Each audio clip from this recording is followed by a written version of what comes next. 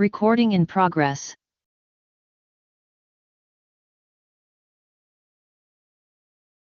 Recording stopped.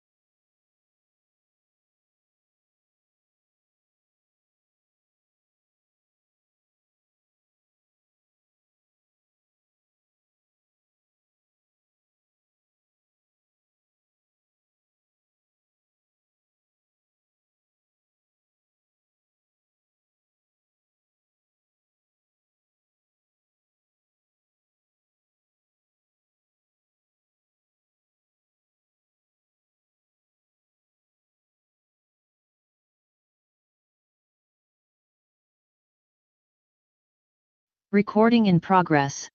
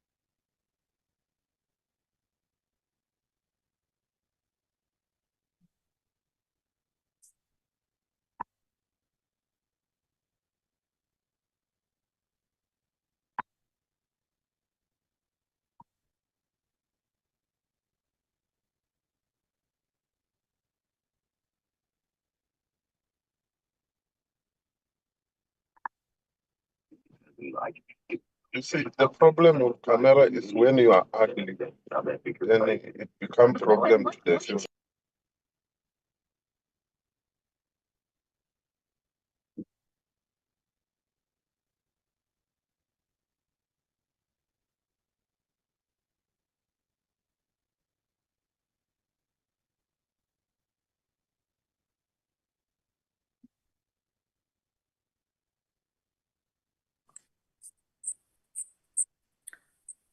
Good morning, honorable members. I welcome all members who have logged in into this virtual mini plenary. There will now be an opportunity for silent prayer or meditation.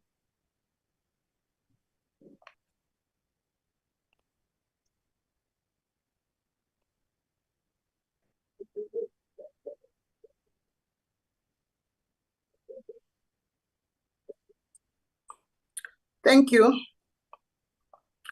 Honorable members, before we proceed, I would like to remind you that this virtual mini plenary is deemed to be in the precincts of Parliament and constitute a meeting of the National Assembly for debating purposes only.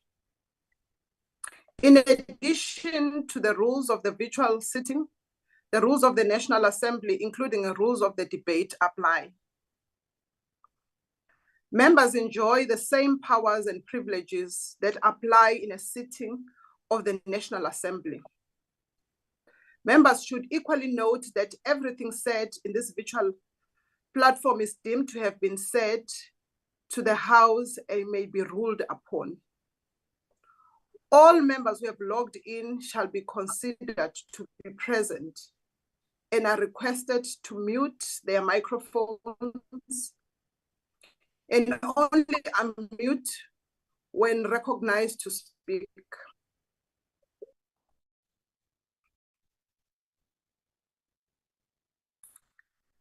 Mics are very sensitive and will pick up any noise. When recognized to speak, please unmute your microphone, and where connectivity permits, connect your video. Members may make use of the icons on the bar at the bottom of their screens, which has an option to allow members to put up his or her hand to raise a point of order. The Secretariat would assist in alerting the chairpersons to members who requested to speak. When using the virtual system, members are urged to refrain and desist from unnecessary point of orders or interjections. Lastly, honorable members, I wish to remind you that we are meeting in this mini plenary session, and therefore any decisions will be taken in the full plenary session of the Assembly. And the subject for discussion is the first order in the order paper is a subject for discussion in the name of Honorable Z L Mkhize on the role played by traditional leaders in customary initiation programs to address deaths and mutilation of initiates. I now invite the Honorable Mkhize.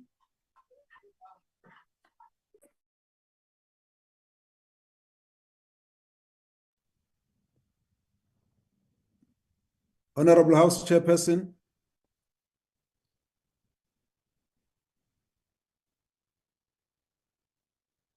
Thank you very much. You may continue, Honorable Mkhize. You can continue, you are audible. Thank you very much. May I greet all the honorable members on the platform.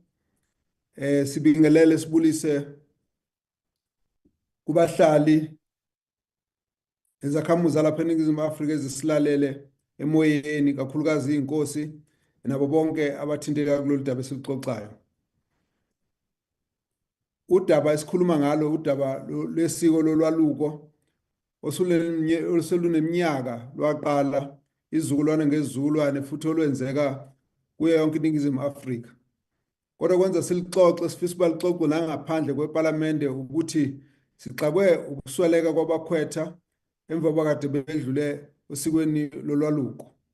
Lokho kusinika inkinga enkulu ngoba baningi abalimalayo, baningi futhi abaswelekayo, kanti ubuchwepheshe obukhona bozokwelapha namhlanje buyavuma ukuthi ngabe siyakwazi ukubahlenga impilo zabo. Ngakho-ke lokufa akufanele sikwazi ukubekezelela sikwemukele, kufanele senze konke singakwenza ukuba silwe nako, sinqande ukusweleka kwemphefumulo kungenasidingo. In 2024 alone, more than 101,000 initiates went for initiation throughout the whole of our country, with a small number in KwaZulu-Natal because there they practice voluntary male medical circumcision. According to the reports, there were about 5,000 initiation schools, but 3,600 of those were in the Eastern Cape, and there were also illegal schools, 199 of them in the whole country, and 73% of them were in the Eastern Cape. Now, umasibuka ngokwenamba ukhomba ukuthi eminyakeni kusukela ku-2019 kuya ku-2024 bangaphezu kwa-1,400 abakhwetha abagcina belaliswe esibhedlela, kubona kwasweleka 476, abawu-77 basebelimala izitho zabo zisilisa. Ngacabanga-ke ukusweleka kwabantu abawu-476 abancane abasebasha kule minyaka emihlanu, kanti babengena esuthwini bephila bengenalutho. Lokhu kufanele sikwazi ukulwa nakho, kakhulukazi ngoba sesithola-ke kukhona nabanye ababelinyaziwe beshayiwe. Nakho kungamukelekile ngoba isiko alisho ukuthi kufanele kube khona abalinyazwayo. Phezu kwalokho, uma ubala iminyaka eyi-12 kusola 2006 ya 2018 bangaphezu kwa-8,000 abakhwetha abalala esibhedlela e-Eastern Cape. Kulabo kule minyaka ewu-12 kwasweleka abangango-769, kwasekuthi abawu-303 basebayalimala izitho zabo. Lokhu kubuhlungu kakhulu, kakhulukazi emindenini yabo nalabo abasindile nale umphakathi ehleli kuyo uma kutholakala kunomuntu olimale ngale ndlela kade esesikweni lolwaluko.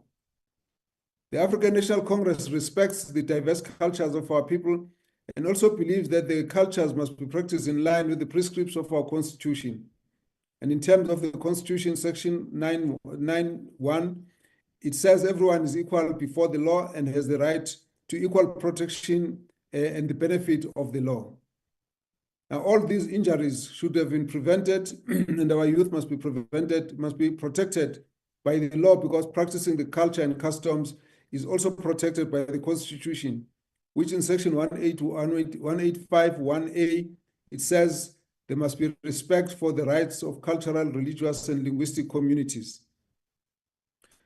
The provinces are not the same. There's less fatalities in other provinces. For example, in Limpopo, in 2019, they registered 558,000, and there was no single fatality. But also in Mpumalanga, in 2017, in 2013, they lost 30 initiates. But then in 2017, after making some improvement, they lost 3 initiates out of 30,000 people. So, notwithstanding the fact that there's a legislation, we still are finding that there are high numbers of fatalities, particularly in the Eastern Cape, in Alfred Nzo, in OR Tambo districts. And most of the causes are related to dehydration, kidney failure, dizziness, sudden collapse, and then also other are related to circumcision infections and sepsis with fever and delirium. Others are people who get sick when they've been on treatment before, but they relapse because they stop treatment. Others have died of negligence, such as criminal activities and assault and so on.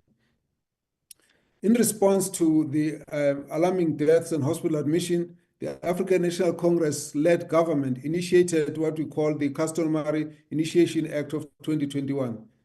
Lo mthetho-ke ukubhekelela ukuthi amabhuma wonke abasehlelweni olusemthethweni kungabi khona ubudedengu, kungabi khona izinto ezilimaza abakhwetha, kungabi khona abantu abazosebenza bangahlolwa ukuthi babaphethe kanjani abakhwetha. Lokho kuhlanganisa kakhulu amakhosi, kuhlanganise nezakhiwo ezisemhulumenteni ezihlukene, okwenza ukuthi sikwazi ukuthi lapho kukhona ulwaluko siyakwazi ukufika sizobona ukuthi izinto zihamba ngokusemthethweni na. Ngaleyo ndlela ke ikomiti le portfolio committee engikuyo ihambile ayobona isimo Eastern Cape, sasibonela ukuthi inkinga zingakanani. What was encouraging was that the lot has been done in accordance to the law. The strong cooperation of stakeholders to inspect the initiation schools, close down illegal sites, and also make sure that those which are not registered with the traditional leaders locally, that have got no parental consent, that have got no medical screening, and those who are involved in risky conduct, all those are declared illegal and they get closed. And also what has been noticed that the charging of transgressors and immediate investigation has improved, and then where the amapuma are illegal, they were immediately closed. And in cases of injuries and deaths, then of course actions has been taken, and with an increasing number of arrests and prosecution. Omunye umsebenzi omkhulu obonakala usuwenziwa ngenxa lomthetho ukuthi odokotela ogqirha bayacelwa ukuba babone ukuthi bayaphila abantwana uma bezoya esuthwini, kwenzela ukuthi kungasiwe umuntu ogulayo ayohlala entabeni. Bese kuba ukuthi kuqeqeshwa nezingcibi namakhankatha ukuze asebenze ngendlela emukelekile. Lesakhiwo ke lo mthetho wenza ukuthi kube khona ukubambisana ku district na ku province na ku masipala eduzane nenkosi zonke kanye nomphakathi, konke lokukhombisa ukuthi leli siko selikhombisa ukuba khona ukubambisana okukhulu nobekade kungenzeki. Kodwa ke lokuvakasha kwethu kwenze sasheshe sathola ukuthi ingxaki zingakanani. Masizithola siyabona ukuthi ziningi kakhulu izinto ezenza ukuthi kube khona uqhubeka uthamba abakhwetha abasweleke. Kakhulu okukhulu kokuthi abantu kunezinto abasaba ukuzixoxa, kunezinto abangafisi ukuthi bazikhulume phambi kwabantu esidlangalaleni uma kukhona umonakalo owenzekile. These challenges are quite complex. So we've been informed about a number of these challenges. Isikhathi esiningi sivamise ukuthi sicele sisole ukuthi inkinga kwizinkosi okuyizona ezingabhekisile ngendlela efanele. Kodwa uma sesifika sathola ukuthi abantu kahle abaphethe leli siko, imphakathi, abazali, imindeni kakhulukazi okuyiyona ekhipha izimali zokukhokhela ingcibi, ikhokhele amakhankatha, ikhokhe noma kuukuthi kunesidingo sokuba kunikezwe ukudla, yonke into iphethwe imindeni. Ngakho ke uma bengabikanga kuyinkosi bagcina bengaziwa ukuthi kwenzekani. Ngaleyo ndlela ke sibona kuyibona baba nengxaki kakhulukazi uma kukhona inkinga, kukhona olimele noma oswelekile, kuba imindeni egcina ingakhulumile icacise ukuthi kwenzekeni, bagcina bengakwazile ukuthi bashushiswe baboshwe abathintekayo.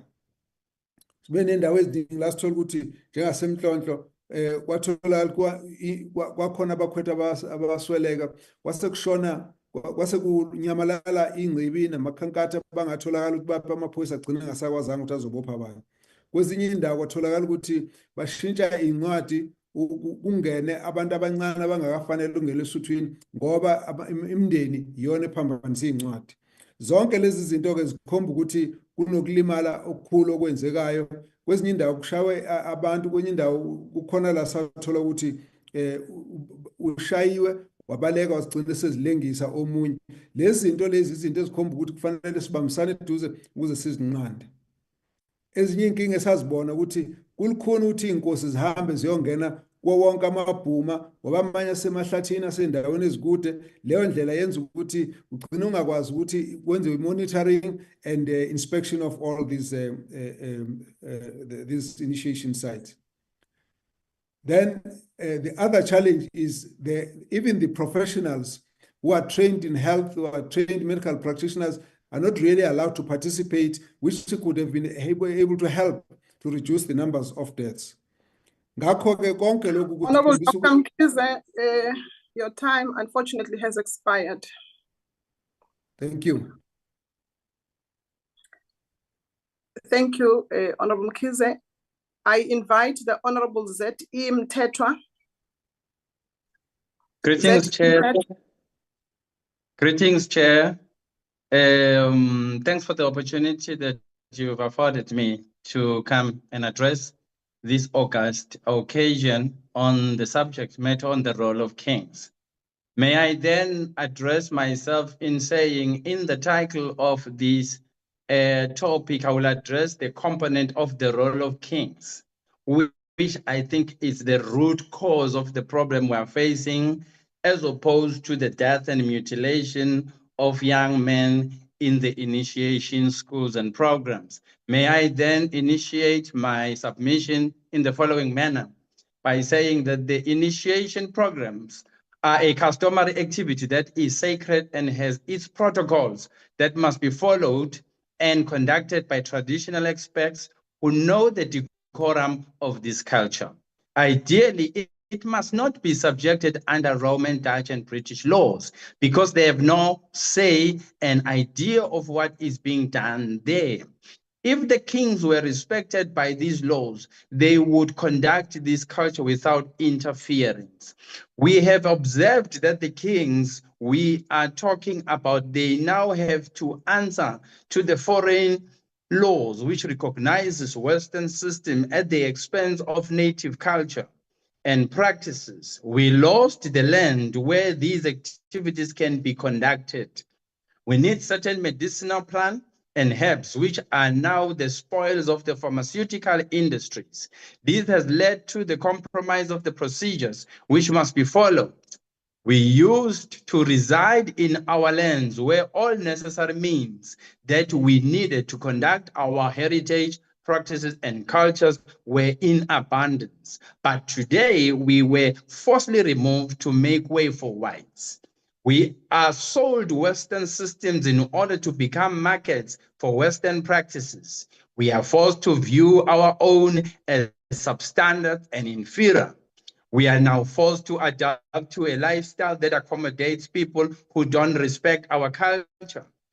This program fits the specifications of indigenous knowledge systems, but it's not, if it is not developed, the people, some will lose their opportunities for their practices. This program dictates that kings must be restored their jurisdiction. All that which they need to conduct their cultures, they will be empowered to do so because they will have a domain. Kings, they governed themselves when they practice self-governance. They must be autonomous in their lands. Government must retain their jurisdiction. We must remove all the laws that governed the kings under the white guardianship. If I can explain that component, in 1885, there was a London Convention and Pretoria Convention which dictated that kings will be subjected under a white man guardianship or stewardship. Okusho ukuthi inkosi izokwehlisa isithunzi ibe ngaphansi komlungu ibuswe umlungu oqhamuka kwelinye izwe. The deaths that we are experiencing are due to the lack of an enabling environment for this practice to take place. Until the kings are given their autonomy, we will continue to experience challenges because they are not given full responsibility to run their affairs. The kings can't be governed by a system of another kingdom and expect positive results. We demand the return of a lot of our nature reserves where we used to conduct these practices. We have sacred spaces and mountains and forests and caves where we were at liberty to appease our God, and we had maximum positive result. Today we are forced to sing our sacred songs in the lands of captivity. May I then turn a lift and unpack these punchlines I'm talking about. One, there is a subject that says the restoration era of the kings, their rulership, their power by law of this land has now been restored. This is now challenging the powers and the position and principles of the state versus the kings. The kings that have power and positions without principles are dangerous kings. But the kings that have positions and principles without powers are frustrated kings. The space where the role of kings is expected has been taken over by the following departments: the police, the health, cooperative governance and traditional affairs, wherein local government is also ruled, environmental affairs, land reform, and arts and culture, which means that is a function which we are expecting that the kings must play a role into, but this role has been fragmented into all these departments. The case of Ingonyama Trust Board, where the Zulu King and the Minister of Land Reform are at loggerhead, is exposing the power play conundrum. The rule of law defines the role of kings as they are no longer allowed by the current legal framework to rule. According to the municipal bylaws, the councillor is now having more powers in the land of a king more than the king himself. And he sits in the municipal council and make decisions in the land on behalf of the king. The king is only needed in this case to bring his people and hand them over to government functionaries. The wealth in the land of the kings is enjoyed by the private companies who are mainly white and foreign because he or she is getting a salary. The Roman, Dutch, and British laws was never designed to hand down judgment that will be favorable to the kings and natives. The banking system doesn't empower the kings to use their land as leverage and collateral unless they sign that land over to the banks as their property. We were told in order to be oppressed, our spirituality must be changed and our education system must be changed in order to embrace the Western culture, which we are now subject of. This is exposing now the white supremacy versus the black inferiority.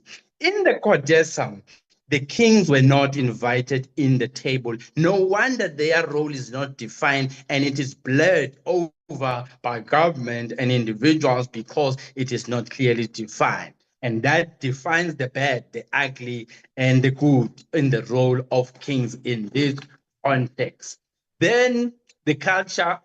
This culture in KwaZulu was stopped during the Shagan period because it was contesting with the national priorities of fighting wars, preventing the wars of resistance. When the white settler was entering the country, we needed to decide which one must be done. But that could be done by a king because he was in charge of his domain. In this case, it's no longer the case. When you look at the book called The Olden Times in Zululand and Natal, you have a clearly defined jurisdiction of a king. And I'm going back to use the Mteto Kingdom as a reference in this case, where in the square map it is written the Mteto group, wherein the Mteto king exercises powers between Umfolozi River into Umhlatuze River, that being the jurisdiction, and that is where you derive your powers to do government system and every development that you need. But today, that is no longer happening. You can also consult the Tembe Kingdom, which is adjacent to the Mtetos on the border of Mozambique and KwaZulu-Natal, which dates back to 1400 before the arrival of the Portuguese. They are also having their own domain there, but that is no longer happening today. In law, when your affairs are handled by the legal representative, it means you are a minor, and this means the kings in the modern democratic dispensation are viewed and regarded as a minor. The Ushaga Ilembe documentary is a case in point showcasing the rulership, the dominion of the kingdom, independent of each other and also independent of external forces. In this case, your European, your American, your Chinese, and your Middle Eastern countries. But today, that is no longer happening. In the property section 25 in the Constitution, when we were in Codesa, the parties that were on the table were able to carve out a niche market for the protection clauses in terms of property, and the kings were not defined in that space. And that is the reason why we are now sitting with an egg on our face as to whether how are we supposed to handle and move around the issues of the kings, because their role was never defined as far back as in the Codesa, which is the Congress of a Democratic South Africa. Because had we done... Honorable Mteto, unfortunately, your time has expired. Thanks a lot, Chair. Thank you. I will now invite the Honorable Ndamase.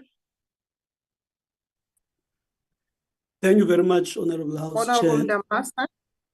Thank you very much, Honorable House Chair. Could you please allow me to keep my video off to save bandwidth? You are allowed, Honorable Ndamase. Thank you very much, Honorable House Chair. Honorable members, The African National Congress has always been open-minded in allowing different male customary initiation practices to be practiced free of government interference. However, the proliferation of illegal activities that have led to injuries and death galvanized it into action. In the Eastern Cape, the government promulgated the Eastern Cape Customary Male Initiation Act in 2016, while at national level, the Customary Initiation Act came into being in 2021.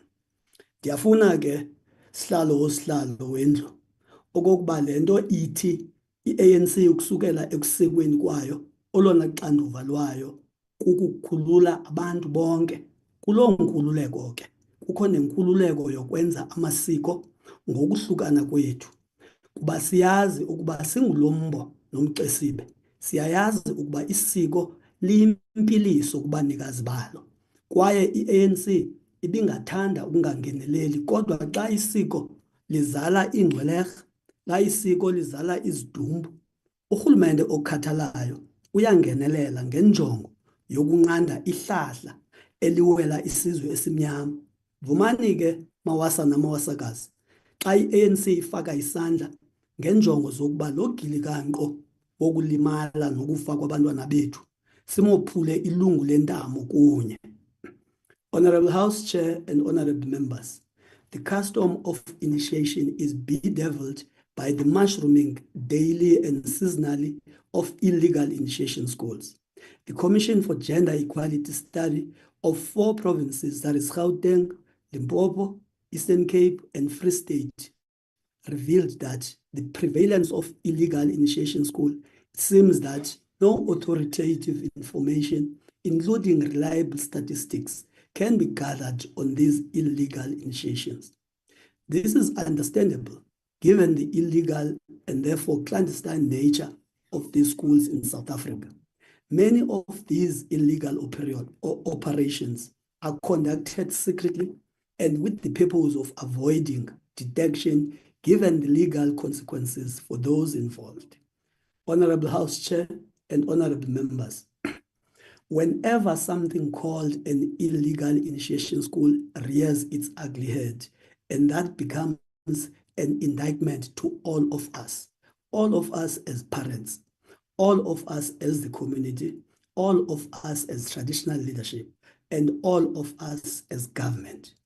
As much as we continue to make a clarion call to all of us to pull our weight, however, the family as the critical element in this fight against illegal initiation schools must never shirk its responsibility. By family, honorable members, I refer to a father and a mother in a broader African sense. Broader African sense is going to refer to an uncle that can occupy the same responsibility of a father, a grandfather, an aunt, an elder brother, an elder sister, etc. A mother, honorable members, has a role to play in the male initiation custom as early as the planning stage of the initiation journey. A father has a role to play and must closely monitor the practice for any need of an intervention, especially in the first 7 days of this sacred journey. Our view is that whenever parents and all the other stakeholders are actively involved in the custom, chances become slimmer for illegal initiation schools. If we go back to the act that I have already alluded to, Section 33 of that act dictates that any person who holds a non-registered initiation school or is involved in guilty of an offense and liable for conviction or a fine or imprisonment for a period not exceeding 15 years or both. The million-dollar question, honorable members, is to what extent these punitive measures have been implemented to deter anyone contemplating opening an illegal initiation school. We are therefore continuing to make the call to the role players as led by traditional leadership, never to surrender the fight against illegal initiation schools. The criminal justice system is called upon to lead the charge. Honorable House Chair, the initiation forums in the form of district initiation forums and local initiation forums as enjoined by the Eastern Cape Customary Male Initiation Act of 2016, we would like, as the ANC, to propose that they must be replicated in other provinces for close monitoring of the implementation of the initiation custom. Any provincial legislation on the male initiation must be aligned to the national legislation so that the national government should be open to provincial suggestions so that the diversity in the implementation of the custom is taken into consideration. In conclusion, Honorable House Chair, the ANC calls upon provincial departments of cooperative governance and traditional affairs to develop plans that must be subjected to oversight by their provincial chapters of the legislative arm on how to prevent or eliminate any death of an initiate. Thank you very much. Thank you, Honorable.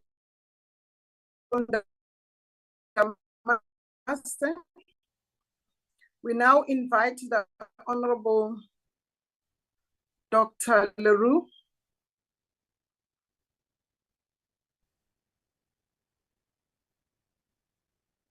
Thank you, House Chair. Can you hear me? Honorable Leroux.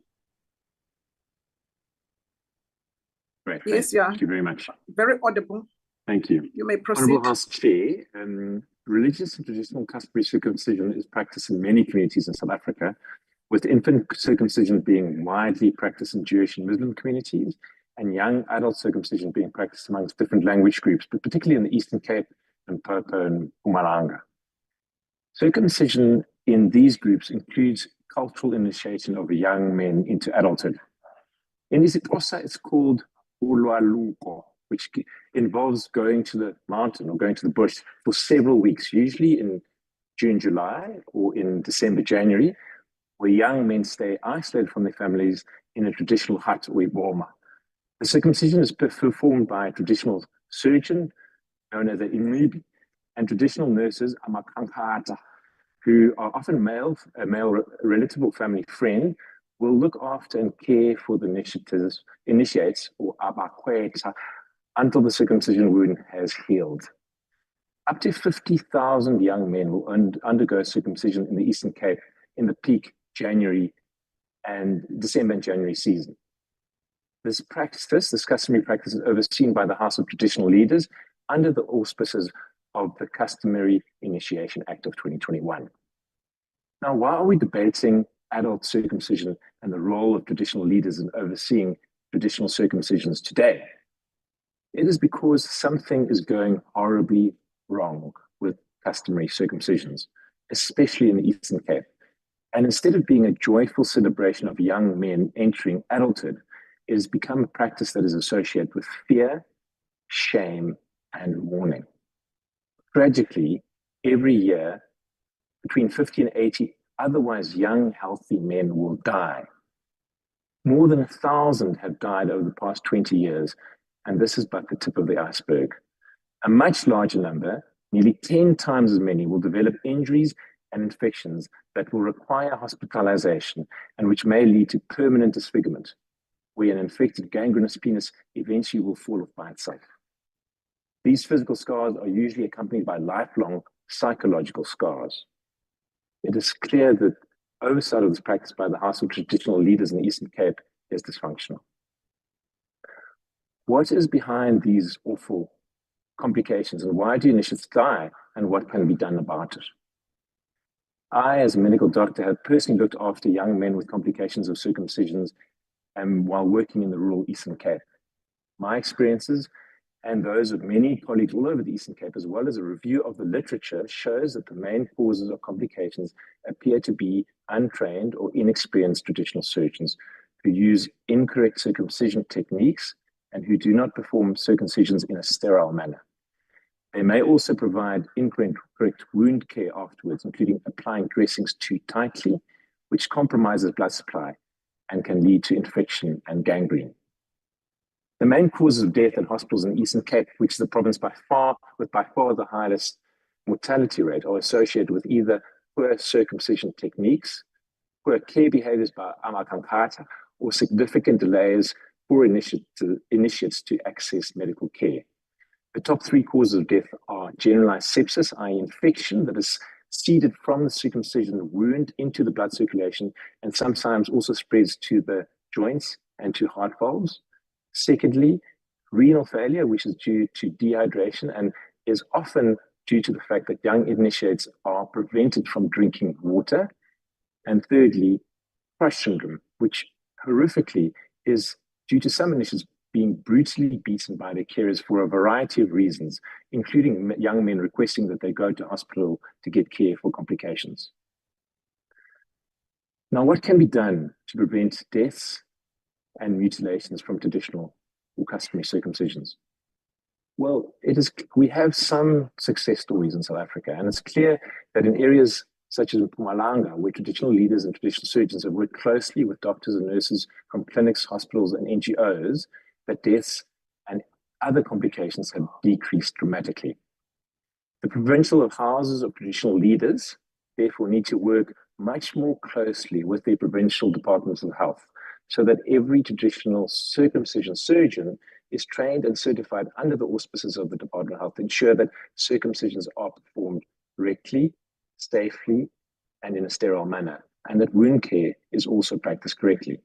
Traditional surgeons must further be provided with one sterile blade per initiate, and not use the same blade on several initiates.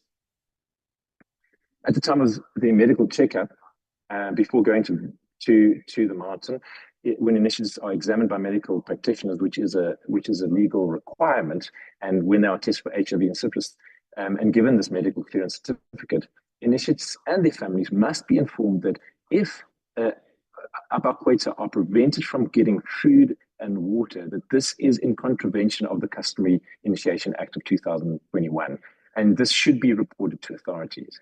Such schools should be investigated and closed down. All amaGankatha and MINI must be encouraged to bring any initiates who they are concerned about to medical facilities early to prevent severe complications from developing, and should not be penalized for doing so. Traditional circumcision's age limit should be raised to 18 years, and the loophole of allowing boys of 16 or 17 years to go to the bush if they have parental consent must be closed. The payment of amaGankatha with alcohol must be made illegal, as alcohol abuse sometimes leads to the harsh treatment or neglect of abakwetsa. Every single death and every penile auto amputation needs to be thoroughly investigated by a combined team from the Department of Health and the House of Traditional Leaders, and any circumcision school where complications occur must be closed, with the traditional surgeons and carers being held responsible. This will hopefully incentivize amaGankatha to seek medical help early on so that severe complications are avoided. Finally, every single unregistered and illegal circumcision school must be found and shut down with the help of the communities affected. And this should also be easy for the public to check online to see if a circumcision school to which they want to send their young men is registered or not. If the number of deaths and severe complications are not drastically reduced in the next 2 years, government needs to seriously consider putting a moratorium on all customary circumcisions until measures are put in place that will eradicate deaths and severe complications completely. We can no longer tolerate the yearly unnecessary carnage of young men, because one death is one death too many. I thank you. Thank you, Honorable Leroux. We now invite the Honorable Matiwane.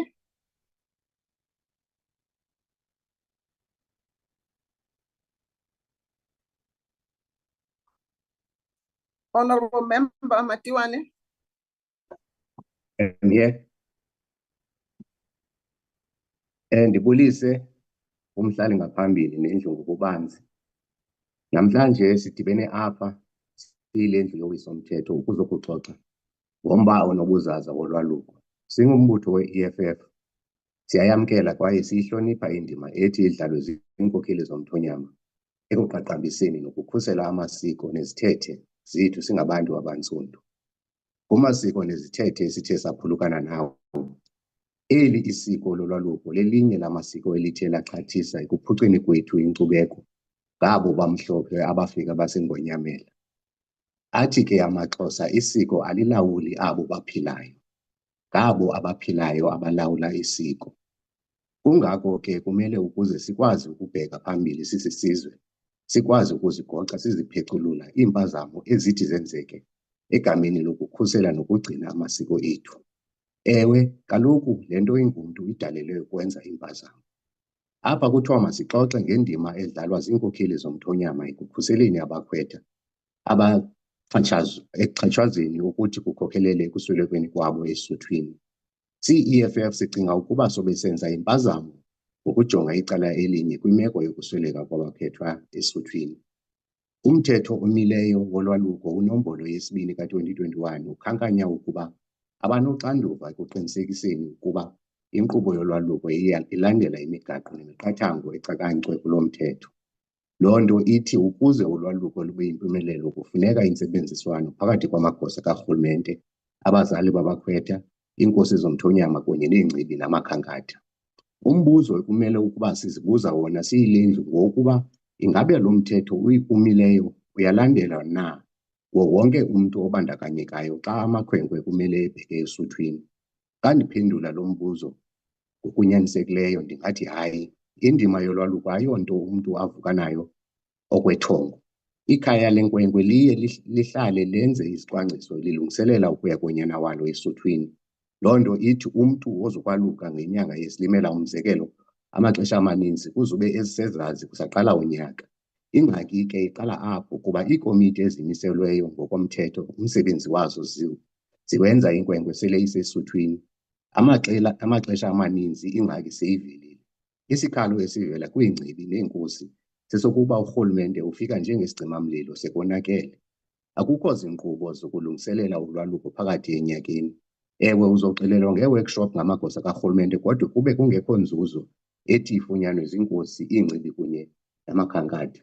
Iinkosi uzofika zikhala ngokuba azinikwa nkxaso ngurhulumente ngokwezimali nokwezinto zokusebenza ezifana neemoto ukuze zikwazi ukudlala indima yazo. Amagosa karhulumente azokuxelela ukuba olo xanduva alukho phantsi kwesebe labo. Abakwa-COGTA bakhombe kwa-Health, abakwa-Health bakhombe kwa-COGTA. Iingcibi namakhankatha nawo akhala ngokungafumani inkxaso kubazali babakhwetha, iinkosi kunye namagosa karhulumente. Abantwana bona nyaka nonyaka bayaqhubeka bephulukana nobomi sibe silibele kugwana anisa. Akuncedi into ke ukuba ukumilisela umthetho ephepheni zibe izenzo zethu zingamiselani noko kubhaliweyo. Masike sicaphule ke phaa kumthetho ukuphuhlisa le ntetha ingentla. Isiqendu sesibini kwisiqwendana sesine, section 2.4, esithetha ngomnini-bhuma, mnonopheli, ingcibi okanye ixhwele, sithi kumele abe neminyaka engekho ngaphantsi kwama-40 okanye izilimela ezingekho ngaphantsi kwezintlanu. Enyanisweni isiko ukuquka nabazali. Enyanisweni iinkosi ukuquka nabazali, isiko lolwaluko balinikele kwiidyongwana ezingenamava. Amatyeli amaninzi ezixhaphaza utywala neziyobisi oko kungavunyelwayo ngulo mthetho. Umzekelo, kwilokishi yaseMdantsane iindawo zokwakha amabhoma zingapha kwa-65. Loo nto ithi ukuba ihlathi ngalinye eMdantsane lithwala amabhoma angama-30, uyakwazi ukufumana abakhwetha abangaphaya kwe-1,900. Ithondo okanye ibhoma ngalinye linekhankatha lalo lityunjwe likhaya, lingakhange lifumane ingqeqesho yokuphatha abantwana ngendlela ethintela izigulo kanye nokuphulukana kobomi. Urhulumente uzothumela amagosa 2 kuphela ukuba ajongane neMdantsane ngobubanzi bayo. Loo nto ithi bothi befika kwamanye amabhuma kube sekonakele. Utyelelo oluthi lenziwe yikomiti aluncedisi kuthintela kuba siqala ukushukuma kanye kule nyanga abantwana sele besesuthwini. Singumbutho we-EFF sithi makuqulunqwe inkqubo yolwaluko lisebe uCOGTA lisebenzisana nesebe lezempilo ezothi iqinisekise ukuba izicangcatho ezikulo mthetho wolwaluko ziyafezeka. Makumiliselwe imiqathango ethi ingcibi, amakhankatha kunye nomnini-bhuma kumele bafumane ingqeqesho kwisebe lezempilo lisebenzisana nabo banamava emveli ukuqinisekisa ukuba bakulungele ukusebenza ngabantwana. Kungabikho mntu ukwazi ukusebenza ngabantwana engakhange afumane loo ngqeqesho. Makuqeqeshwe abaqeqeshi ingakumbi kwiindawo ezisedolophini ukuphungula umthwalo kumagosa ezempilo. Olu xanduva kumele liwele kwiinkokheli zomthonyama ukutyumba abo bazothi baqeqeshwe. Iinkokheli zomthonyama zisebenzisana namagosa karhulumente kunye nabazali baqulunqe inkqubo ezothi ilandelwe esuthwini. Le nkqubo kumele ifundise abakhwetha indlela yokuziphatha xa sele bephume esuthwini kwindima ezifana nokuxhaphaza, nokuxhatshazwa kweziyobisi notywala, ukuxhaphaza ababhinqileyo kunye nabantwana. Sithi ke umphathiswa kaDr Honourable makaqinisekise Member, ukuba kuqhutywa ixesha liphelile. Okay, mandibulele Enkosi, ngaphambili. Honourable Member, Enkosi. Enkosi. sizawubiza inkosi uButhelezi.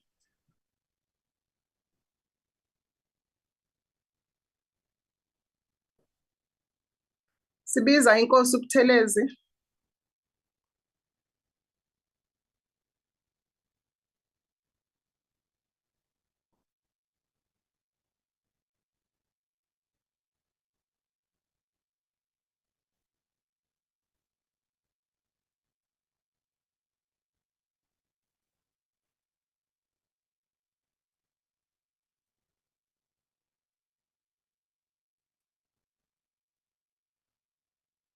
Honourable Member Buthelezi.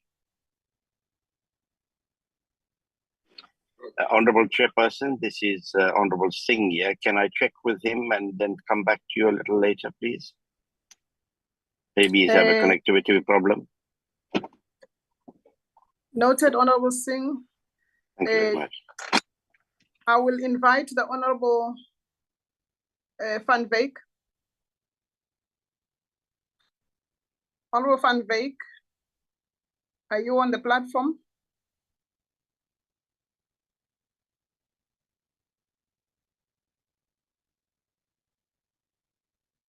Can the table staff ascertain if we do have Honourable Van Wyk so that we can proceed? Chair, I'm here. Honourable. Good morning, Chair. Can you hear me? I can hear you, Honourable Van Wyk. Can you a see me, minute. Chair?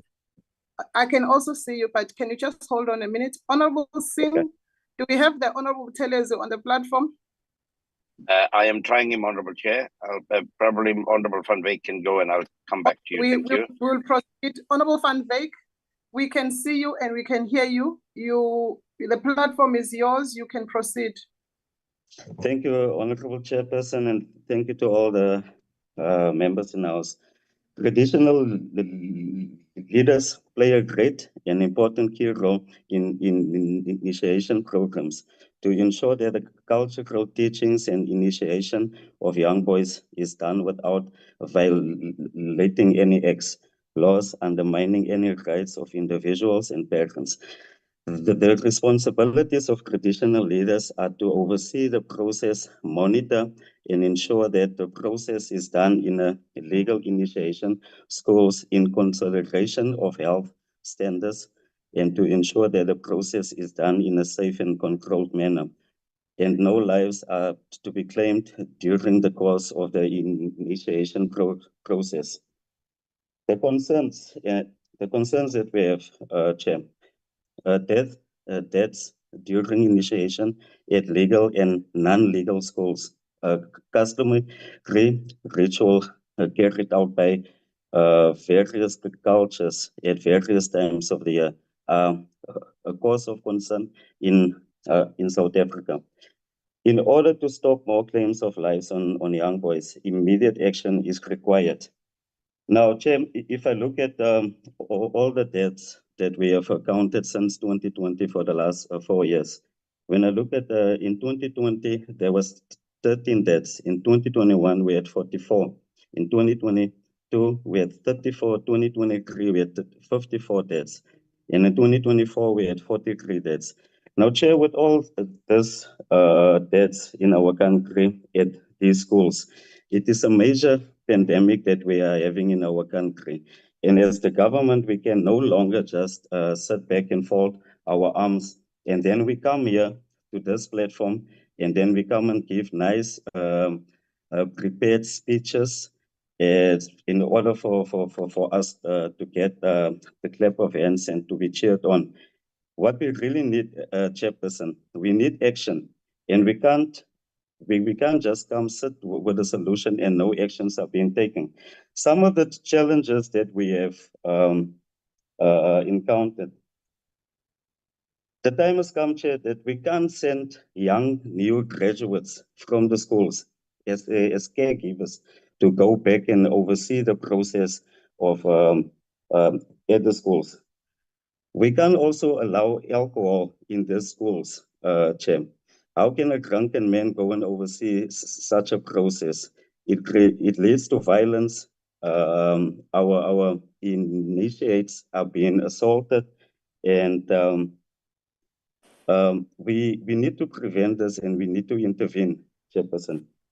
When we also look at, if we look at the CIA, Chairperson, fact of the matter is there is too many illegal initiation schools out there, and we need to stop it. We need to intervene.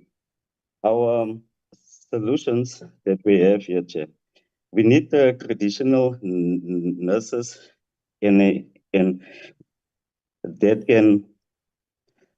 should be senior men that can look after our boys. We need them there full time on the site, Chair, at the schools while this practice are being done. Honorable Van Beek, unfortunately, your time has expired. Thank you. Honorable members, can your mics be muted? Honorable Buthelezi, Nkosi Buthelezi, are you on the platform?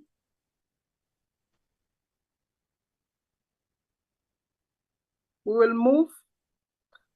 Allow me, honorable members, to invite the Honorable Van Staden. Thank you, Chairperson. Chairperson, during January of this year, it was reported that reports of a South African Police Service has recorded 24 deaths in the Eastern Cape and 57 cases related to unlawful initiation practices have been opened in this province.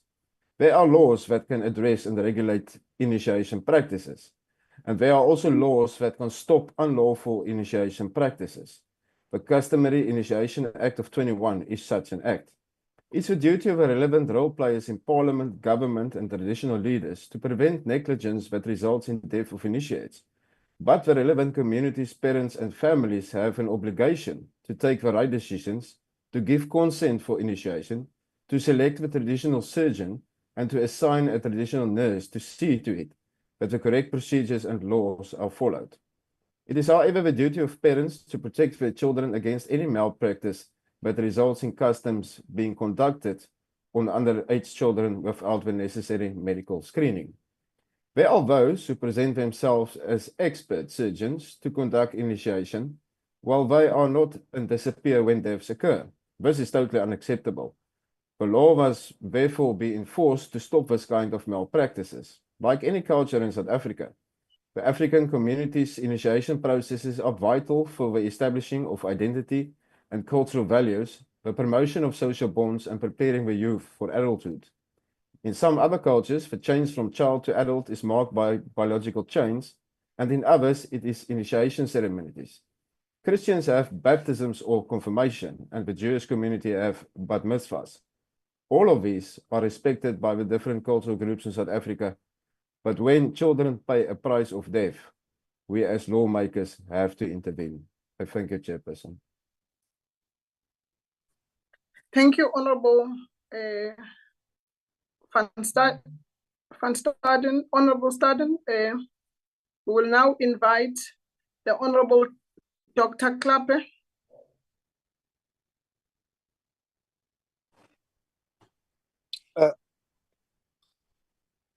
Honorable Chair. Honorable Dr. Oh, thank you. Thank you, Chair.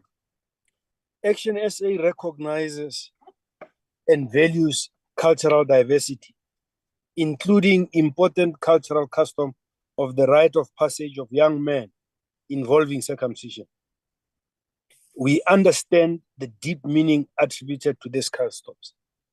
But what is not acceptable is for any young man to lose their life when undergoing this rite of passage. What we need to do as Parliament is to ensure that we stop normalizing the abnormal. It is abnormal to have so many deaths from a procedure that should be one to build character and a rite of passage. Any procedure performed with consent on a human being, including medical procedures, should not result in harm to the recipient of services. Any death that arises from that situation has to be investigated as an unnatural death. We should ensure that all deaths of initiates are subject to formal inquest, so all those responsible can be held accountable, but more importantly, so that we can take measures to prevent it from happening in the future. Illegal schools are an unlawful activity. There should be a plan to stem them out. Young men can't be going to a rite of passage through a criminal act of abduction. Parents that are complicit should also be held accountable. Traditional leaders should formally register young men in their jurisdiction and prepare them, and they know when their time will come for them to undergo the rite of passage. Let us stop being victims and act responsibly. Here is a tradition that is left to our traditional leaders.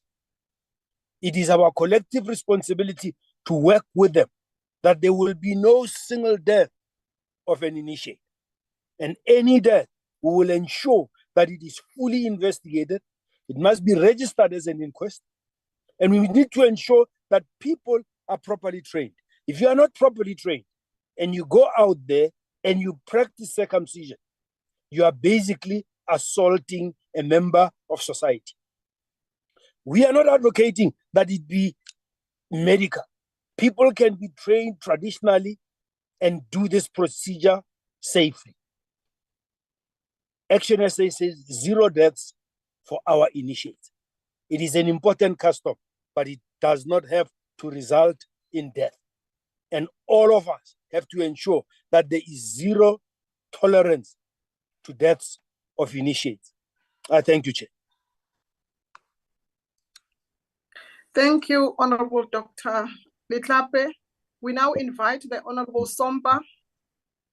Honorable Chair. Honorable Member. Yes, apologies, Honorable Chair. It's Honorable Langa. I wanted to request to replace Honorable Nkosi Buthelezi, since he has challenges with connections. Noted, Honorable Member, but in the future, you must speak to the table staff to be able to seamlessly work on this process. Before your good self, Honorable Sompa, allow me to allow the Honorable Member from the IFP to replace Honorable Buthelezi. Honorable Member Langa, you can continue. Thank you very much, Honorable Chair, and may I request to keep my video off for better connectivity. Honorable Chair, traditional leadership in South Africa plays a vital role in preserving cultural heritage, promoting social cohesion, and ensuring community-based governance. As recognized by the Constitution, traditional leaders serve as a link between the state and rural communities, helping to address local concerns, resolve disputes, and uphold customs that have shaped communities for generations. Importantly, they also play a crucial role in guiding communities through change, recognizing that culture is not stagnant but constantly evolving. By balancing tradition with modern realities, traditional leaders help people adapt while maintaining a strong sense of identity and continuity. The IFP has long been a steadfast advocate for traditional leadership, recognizing its integral role in community life and governance. Throughout its history, the party has consistently championed the rights, recognition, and responsibilities of traditional leaders, both in legislation and public discourse. The IFP believes that empowering traditional leaders is key to addressing critical issues within their communities, including the ongoing challenges at initiation schools.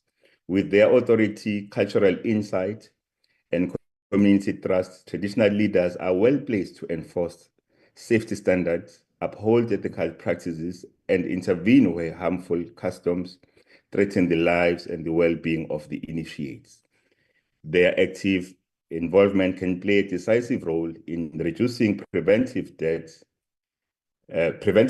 deaths and mutilations while preserving the dignity and value of this important rite of passage. To effectively address the challenges facing initiation schools, a collaborative and regulated approach is essential. Firstly, provincial governments, in partnership with traditional leaders, should establish mandatory registration and accreditation systems for all initiation schools, ensuring they meet clear health and safety standards. Secondly, traditional leaders must be supported with the resources and training to monitor these schools and intervene when practices deviate from accepted norms. Thirdly, medical screenings and the involvement of trained health practitioners, while respecting cultural practices, should be standardized to prevent avoidable complications. Lastly, public awareness campaigns should be rolled out within communities to educate parents and initiates about safe initiation practices, emphasizing that cultural preservation and safety can and must coexist. Now, more than ever, South Africa needs to reaffirm its respect for traditional leaders and the vital role they play in shaping cohesive, resilient communities. In a time marked by social fragmentation, moral decline, and growing disconnection from cultural identity, traditional leaders offer a grounding force rooted in history, values, and community trust. They deserve not only as custodian of custom, but also as mediators, educators, and voices of authority in rural and peri-urban areas where state presence is often limited.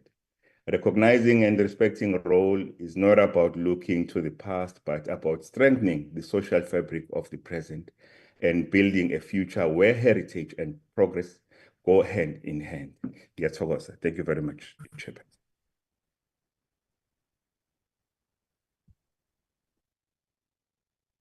Thank you, Honorable Member.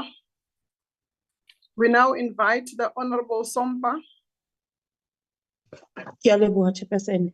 Ke dumedise member tsa parlamente, ke dumedise setjhaba kaofela sa South Africa, ke dumedise haholo baetapele ba ileng hore polediso ya kajeno e ba ama haholo.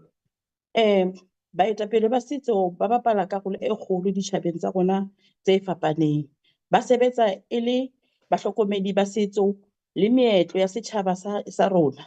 Ke ka hoo mmuso o qalang pele ho baetapele ba setso le ho bona mmuso ke ka hoo mmuso o kgonneng hore o matlafatse phihlelo eo e leng hore batho ba rona ba kgona hore ba buisane le mmuso wa rona ka hobane ntle le baetapele ba setso ha hona letho e le mmuso re ka etsang. Ke ka hoo African National Congress e bone bohlokwa ba hore ho bohlokwa hore dikamang tsa bona pakeng tsa baetapele ba setso di tiise hore ntho e nngwe le e nngwe e leng kgoromente e batla ho buisana le batho le setso ba kgone hore ba be le tsona dikamang tseo. South Africa is still South Africa is still relatively young, a young democracy compared to other nations. As a result, while some parts of our society have moved with time, some sections of our society remain skeptical of modern democracy. They see the modern world as a threat to the customs and traditions that they have for so many years defined who we are as African people. It's from this fear of uncertainty that a challenge emerged that endanger the ability of government to ensure a safe and legal practice of culture, customs which are protected by our constitution. Through the custom of initiation pre and post apartheid, traditional leaders were entrusted with honor and they manage it well. That is why it has been sustained to date. However, like any other practices, there are always opportunists. These opportunists interpret the customs and sometimes even the status of traditional leaders in our society and tarnish their names. At times, that has been lack of collaboration and understanding of roles between government and traditional leaders results into frustration and non-cooperative between the two important players. Traditional leaders sometimes feel undermined by government, vice versa. Traditional leaders are in their own rights tradition government. They can govern their own people. They are equally responsible for the people they are customarily governed. Thus, a local sphere of government, they must be involved in all matters involving the people, especially in the customs of initiations. Council war rooms must be inclusive to traditional leaders and make sure that they are the eye of the government and the eye of the people that they represent. Moreover, they must make sure that they ensure members of the community that the legal initiation is in line with their customs and constitution of the Republic of South Africa. Traditional leaders must be observers but active players on the custom initiation. Awareness campaign must involve traditional leaders and the customers, traditional leaders as ambassadors of legal customary initiations. Traditional leaders must be empowered with information, and they must empower our government with information on illegal initiation. Ka hoo o bonang hangata ha re sa sebetsane mmoho le bona baetapele ba setso, re thola hore re fumana e le hore ho na le di illegal mabollo a ileng ha a molaong ke ba ileng ho ba etseditse ka tlase dithabeng hobane re tabe re sena tshebedisano mmoho, empa re na le tshebedisano mmoho marena a kgona hore ba potlake ba kgone ho tsebisa maponesa le setjhaba kapa yona local government hore re thuseng re na le bothata ka illegal initiations tse etsahalang motseng wa rona. Baetapele ba setso ba nka karolo e kgolo haholo hobane ke ka bona fela ba re ka kgonang hore re fedise ntho ena e leng hore ya etsahala ya mabollo a seng molaong, hobane ka bona bashimane ba ka kgutla ba ka tsamaya kaofela ba felletse. Ke ka ho bana le lepetjo le reng bashimane ha ba tsamaya ba ya lebollo ba tsamaye ba felletse ba kgutle ba phela ba felletse. Ke a leboha. Re a leboha, honorable member. We invite the Honorable Zungula.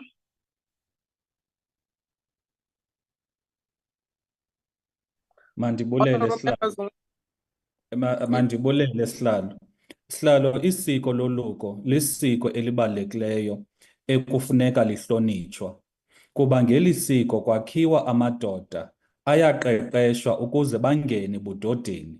Ubudoda sihlalo ayo circumcision sisenzo. Ukhona umahluko phakathi kwe-initiation ne-circumcision. Uloluko lisiko lamakhaya. Ikhaya limela isiko lelo khaya. Xa kufe amakhaya kwenzeka izinto ezingafanelekanga ukuba ziyenzeka, eziquka ukuba amakhwenkwe aye esuthwini libe ikhaya lingazingcibi okanye ikhankatha. Into sihlalo iqala ekhayeni. Amakhaya adlala indima wabo, angathi umfana xa esesuthwini bangakhathali ukujonga ukuba banjani abantwana babo. Xa abakhwetha bengaphathakanga kakuhle esuthwini, soze zingabikho ingozi. Kukho ingcibi namakhankatha anganasiphatho anxilayo. Abazali nabo banegalelo kuba bexoka kwinkosi, bafaka abantwana babo abancinci. Loo nto yenza ukuba amakhwenkwe angakalungeli ukuya esuthwini aye phambili kwexesha. Abazali nabo funeka bathethe inyani, baxelele ingcibi namakhankatha ukuba oonyana babo bayagula and bagula yintoni na. Sihlalo, amanye amakhwenkwe anezigulo, i-chronic illnesses, apho kufuneka basele iipilisi namayeza. kube khona ingcibi namakhankatha ezingafuniyo ukuba kube khona amayeza esuthwini. Le nto yenza ukuba abakhwetha bagule, abanye basweleke, bebulawa kungaseli iipilisi zabo ze-chronic illnesses, hayi isiko. Kodwa kuzothwa xa kuthethwa kuthiwe babulewe lisiko. Eyona nto ibulala abantwana esuthwini zezi ngcibi namakhankatha angakho semthethweni, angaziwa nakomkhulu, anganasiphatho, angaziphethanga kakuhle. Isombululo sihlalo ukuba amakhaya makaphakame, aqinisekise ukuba indlela zabantwana babo zilungile. Makaqinisekise ukuba iingcibi zifanele ukwenza umsebenzi, kwaye amakhankatha ibe ngabantu abaziphethe kakuhle, abangazunxila kodwa bajongene nempilo yamakhwenkwe. Ubukhosi mabume ngenyawo kuqinisekiswe. Your time has expired. Unfortunately, your time has expired. Nkosi, honorable member. We now invite the honorable member from NCC.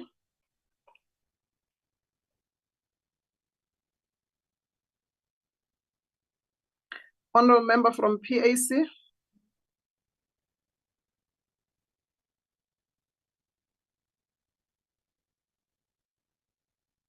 We invite the Honorable Direko.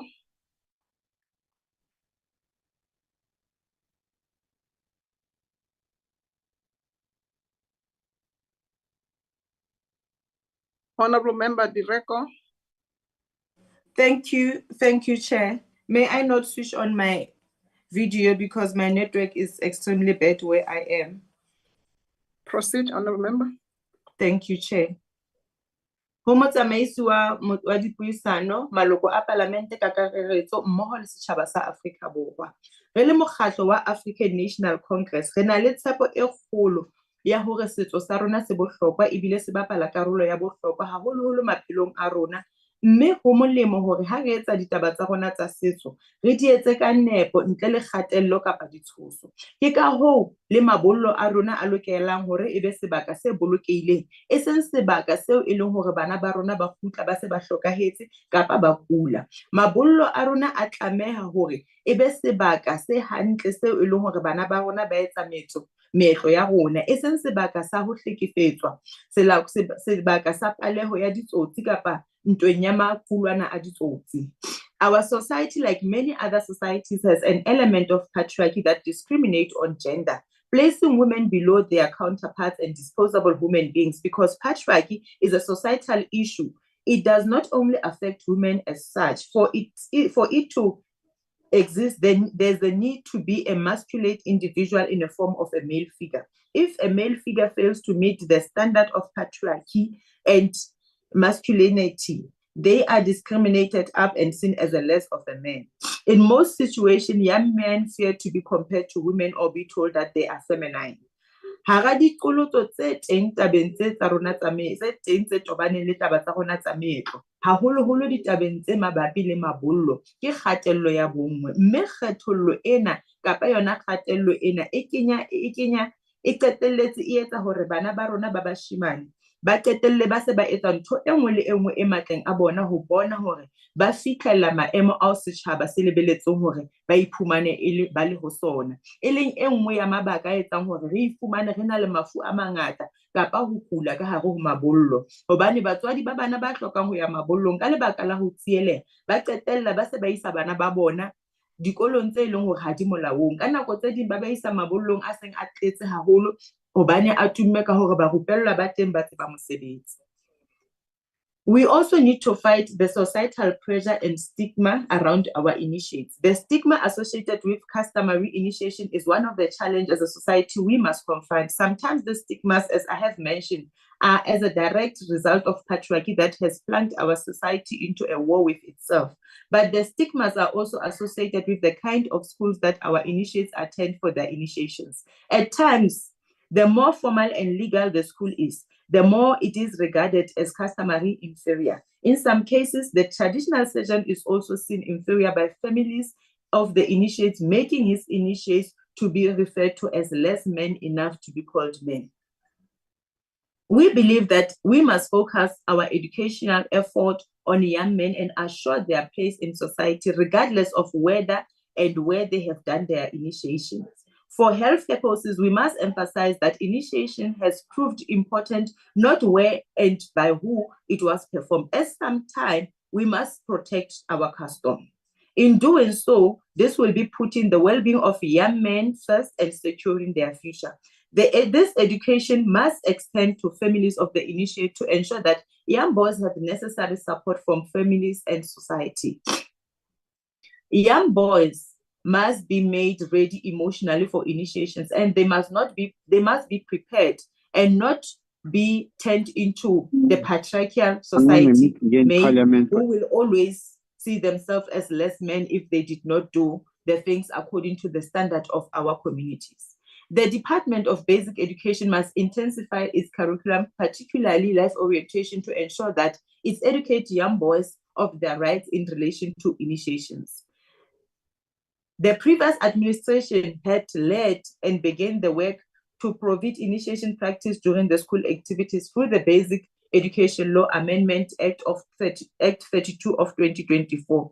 Re le mokgatlo wa ANC, re hlompha marena a rona mmoho le metse ya boreneng. Ke ka hoo re reng ha re etsa melao le melawana, re etsa melao e leng hore e tshehetsa ditokelo tsa boreneng. Mme ke ka hoo re reng ha re sebetsa re bontshana ka taba tsa rona tsa meetlo le taba tsa rona tsa setso, re kgonang hore re bue le ba malapa a boreneng, hobane re dumela hore borena bo na le karolo e bohlokwa e bapalang setjhabeng sa rona. Mme ka hoo ha re ka sebedisana re le bona, re le marena mmoho le mmuso, re tlo kgona hore re fedise mafu a etsahalang ka hare ho mabollo a rona le ditsietsi tse leng hore di batla di le mpe di etsahalang ka hare ho mabollo a rona. Mabollo a rona e tlameha be sebaka seo e leng hore re le batho ba setjhaba sa Afrika Borwa re ipride ka ona, hobane re tseba hore a tlile a tlo tlisa diphethoho ka hare ho maphelo a rona le ka hare ho setjhaba sa rona ka kakaretso. Ke a leboha motsamaisi wa ditshebeletso.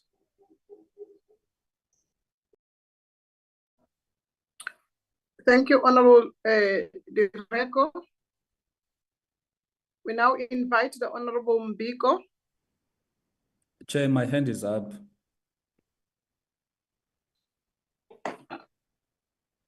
Can I note you, Honorable Zungul? I can proceed, Chair, because the next speaker will not come in. Proceed.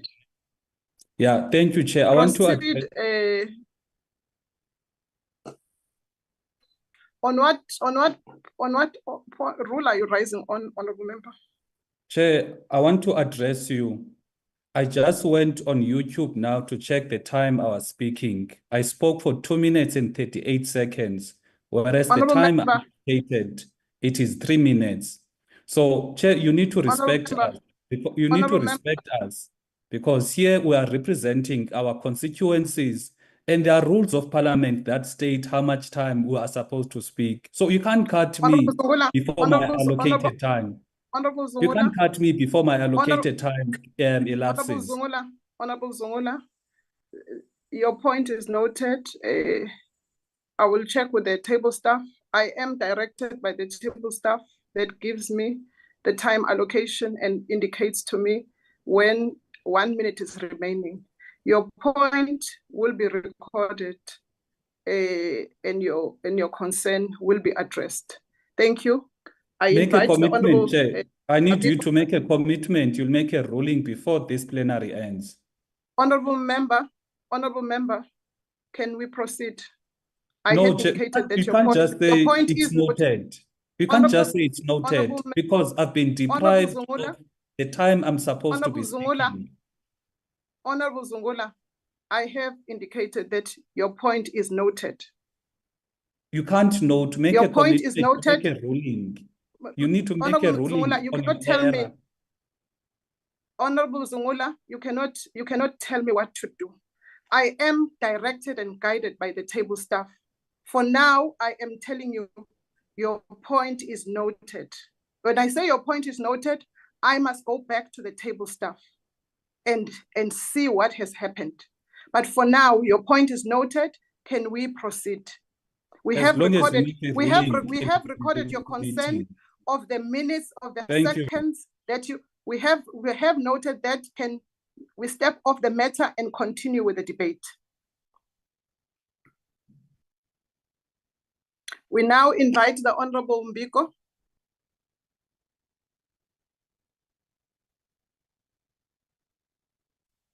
Honorable Member Mbiko.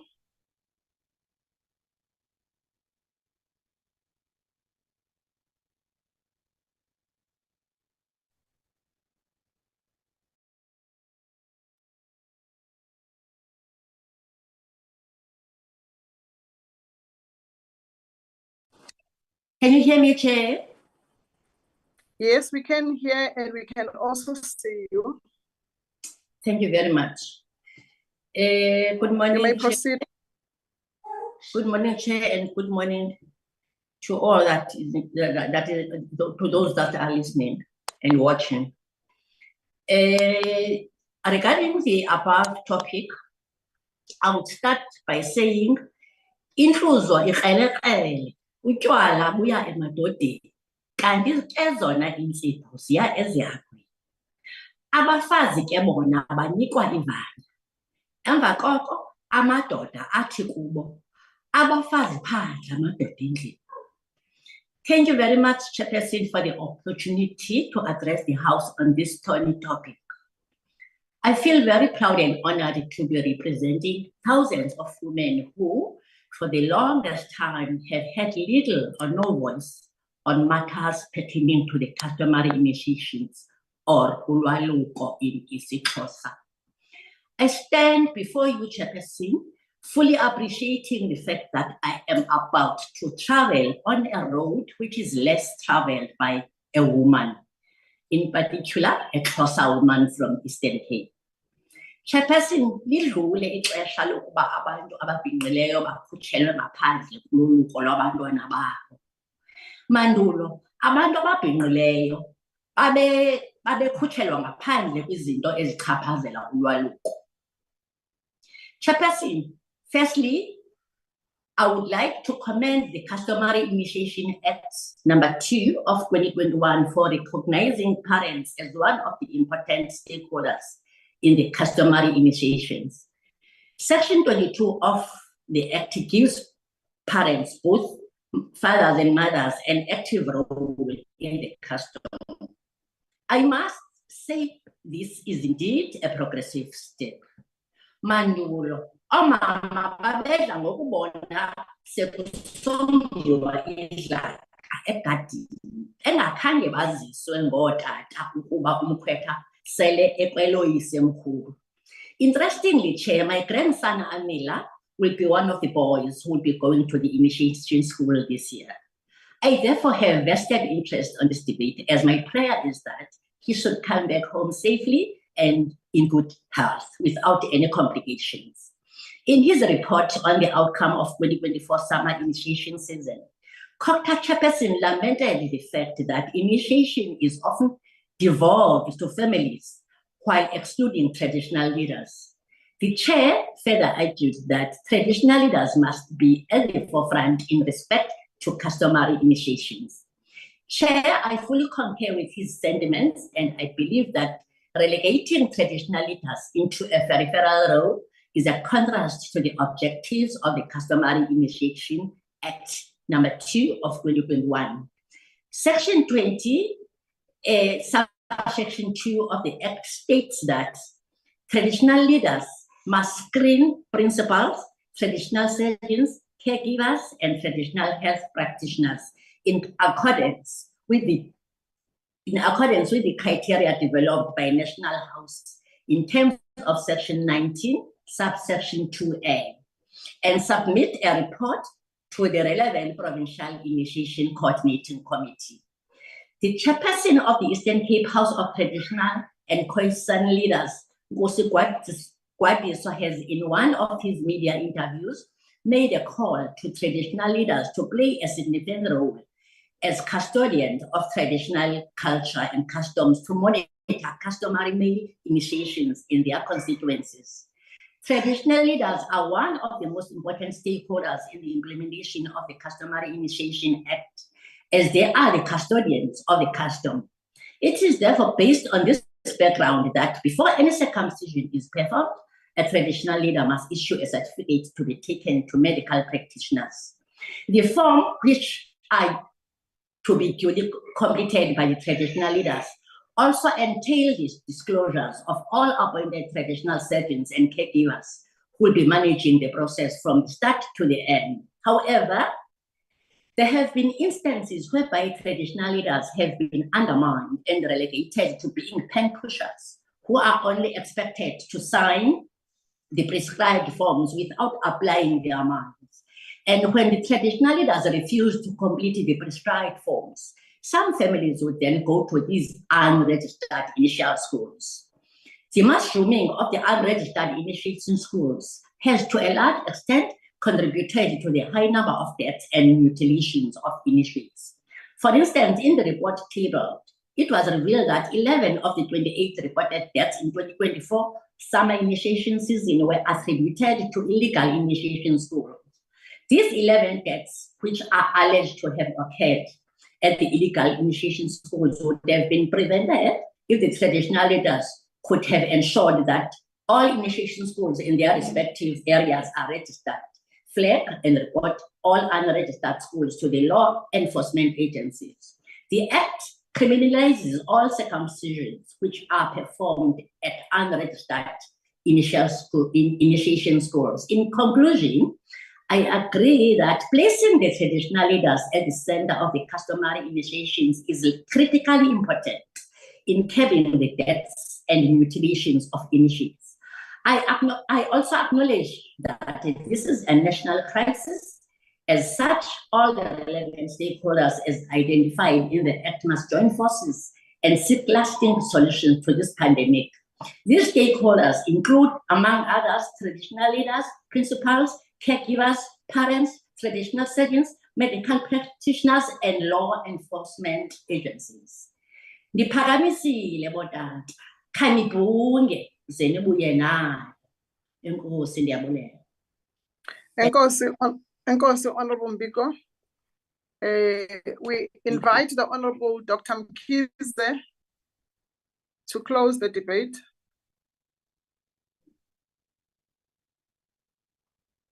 Honorable Dr. Kabazela. Thank you very much. Thank you very much, House Chairperson.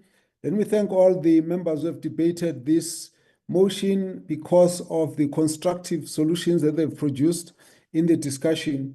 And I'm hoping that with all these solutions, these proposals, we'll be able to find the solution.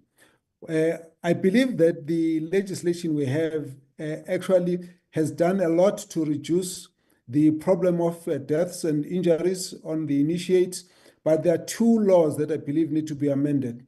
The Local Government Municipal Structures Act number 117 of 98 needs to be amended to encourage the traditional leaders to participate in municipalities. We have seen this as a measure gap that's making misalignment when we have to report on the ground as to what is happening.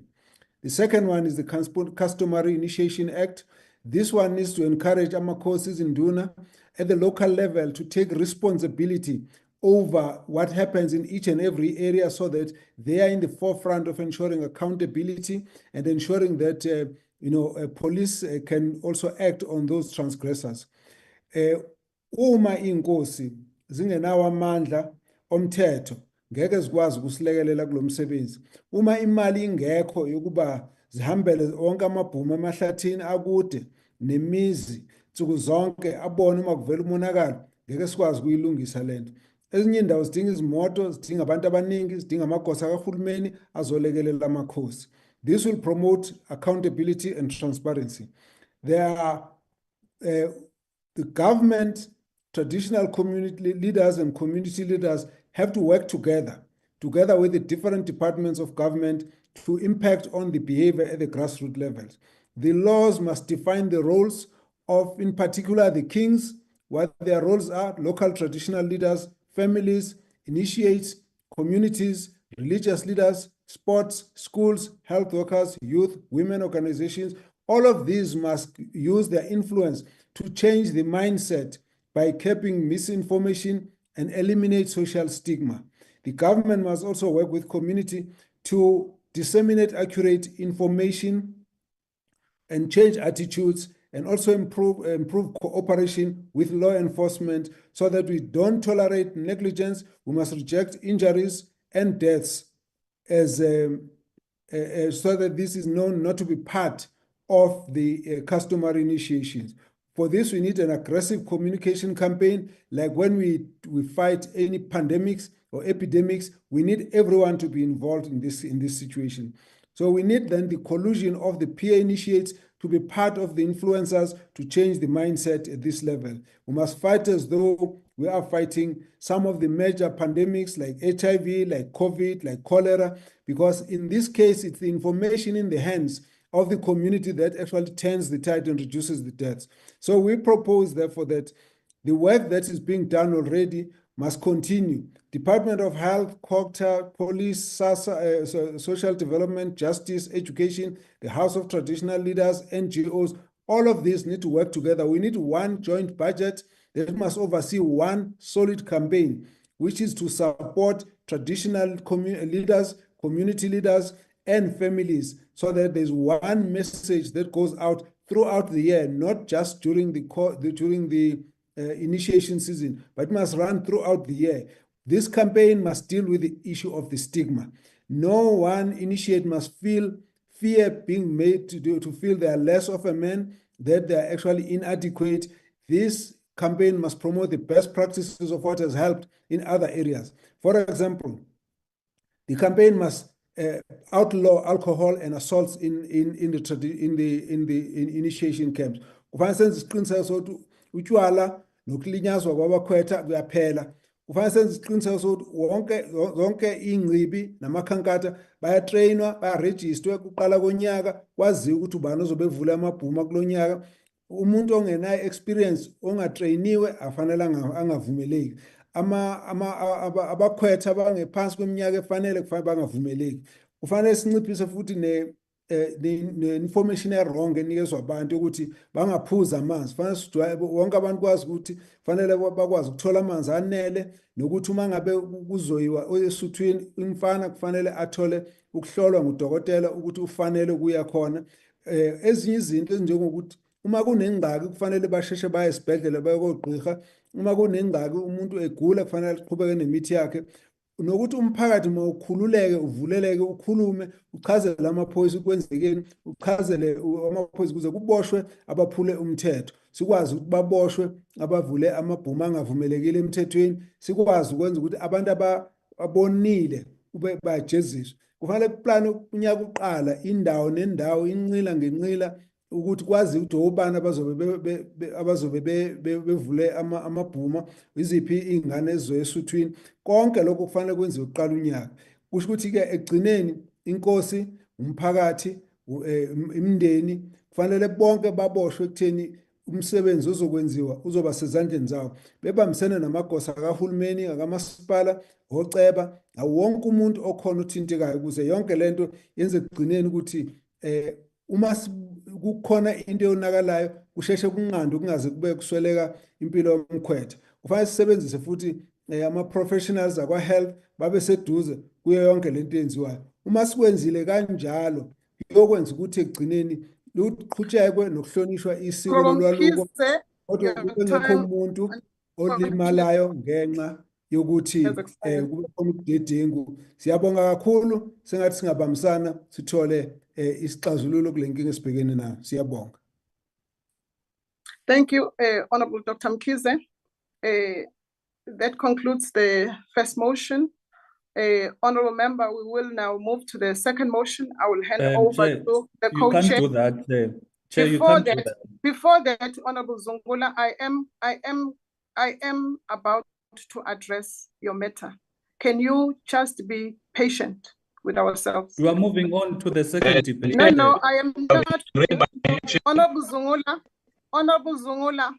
Zungula, before I hand over to the Honorable Horn, who will take us through the second motion, I wish to address the matter that you have brought forward. You were correct. The table staff has alerted me that 20 seconds of your time had remained.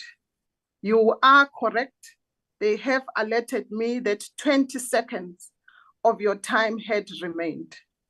I then wish to unreservedly apologize to your good self and the members that elected you as a representative of the people of this era of 20 seconds that had remained on your time.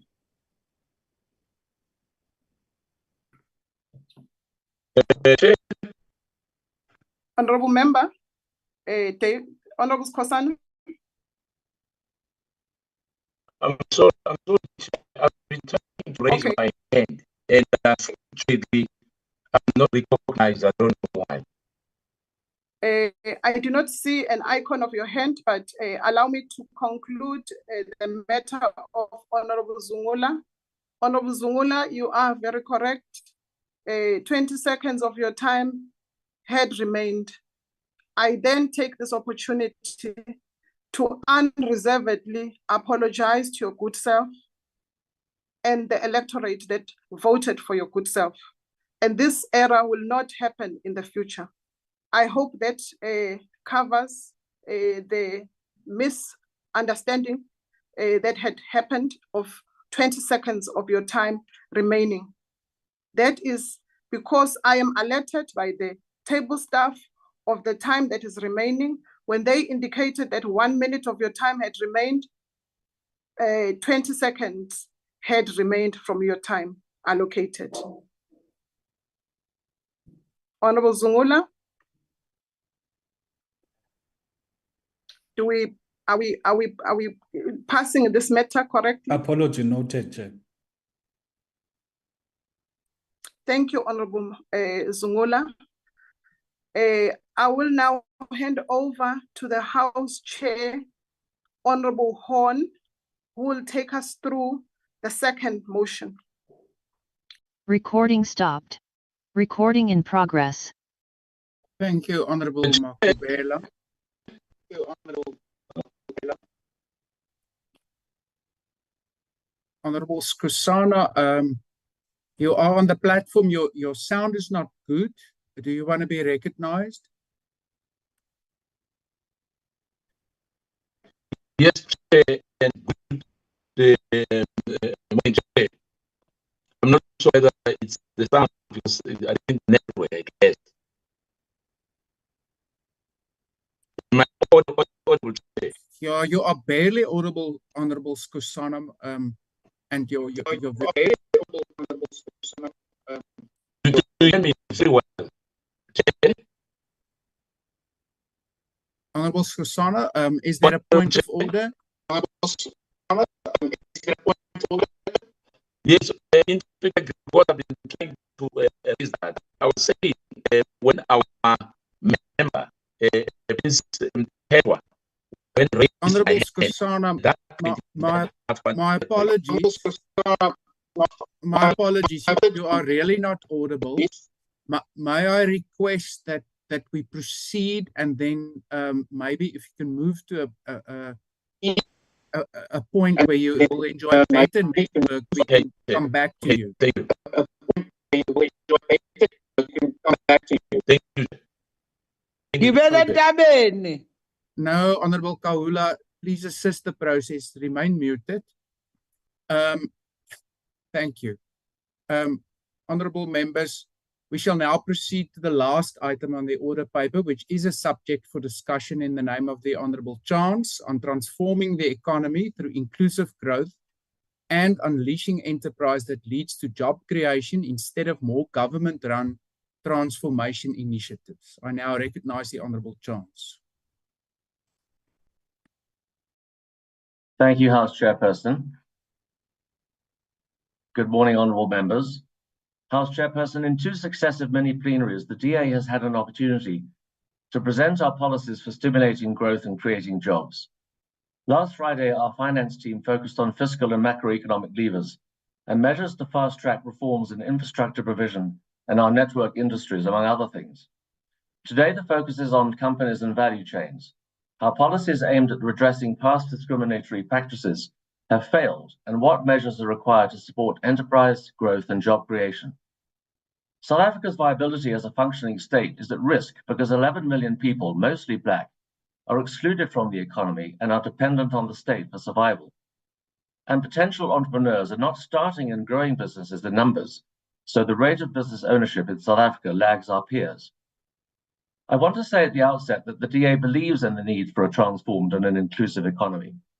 By this, we mean increasing the participation of more Black people in productive enterprise, accompanied by broad prosperity and rising living standards for all.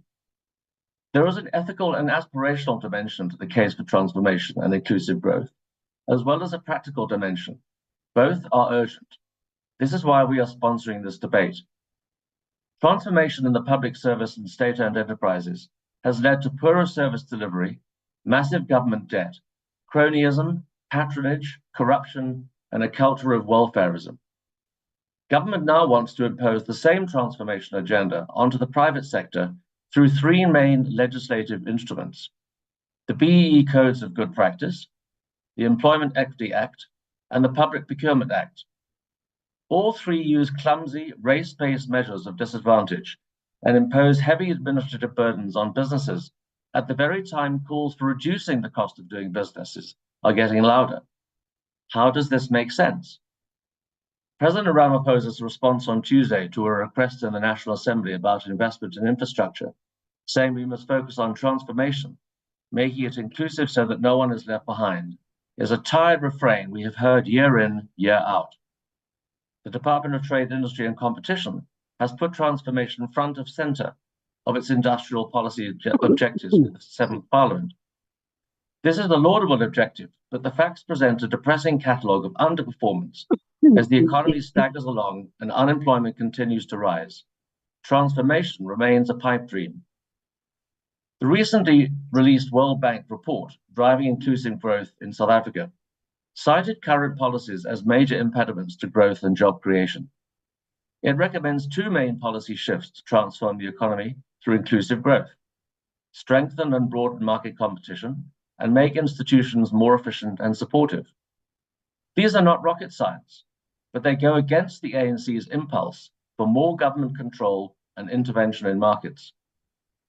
Honourable members, it is in this context that the proposed transformation fund must be assessed. Its stated aim is to address market failure by providing more funding and support for Black-owned businesses. But it is wishful thinking to imagine another fund will miraculously transform the economy for the better.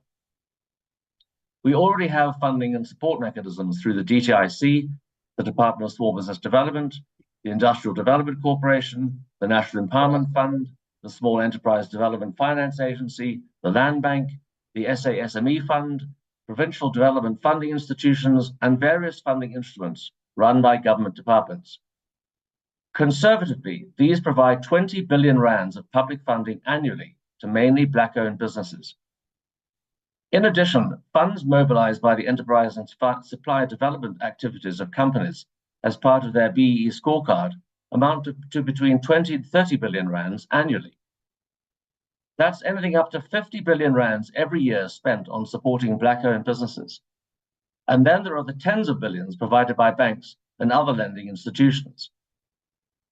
Yet we are stuck with economic growth at less than 1%, more business failures and steadily rising unemployment.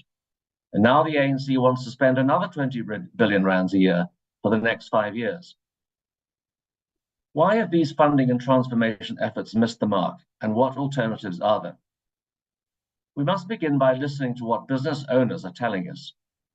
Gary Bell, chairman of Bell Equipment, who make big yellow dump trucks and tractors, came to see me last week in Parliament. Bell employs 3,500 people, and their suppliers another 28,000 people. Bell Equipment is 45th in the global league table of firms in his industry.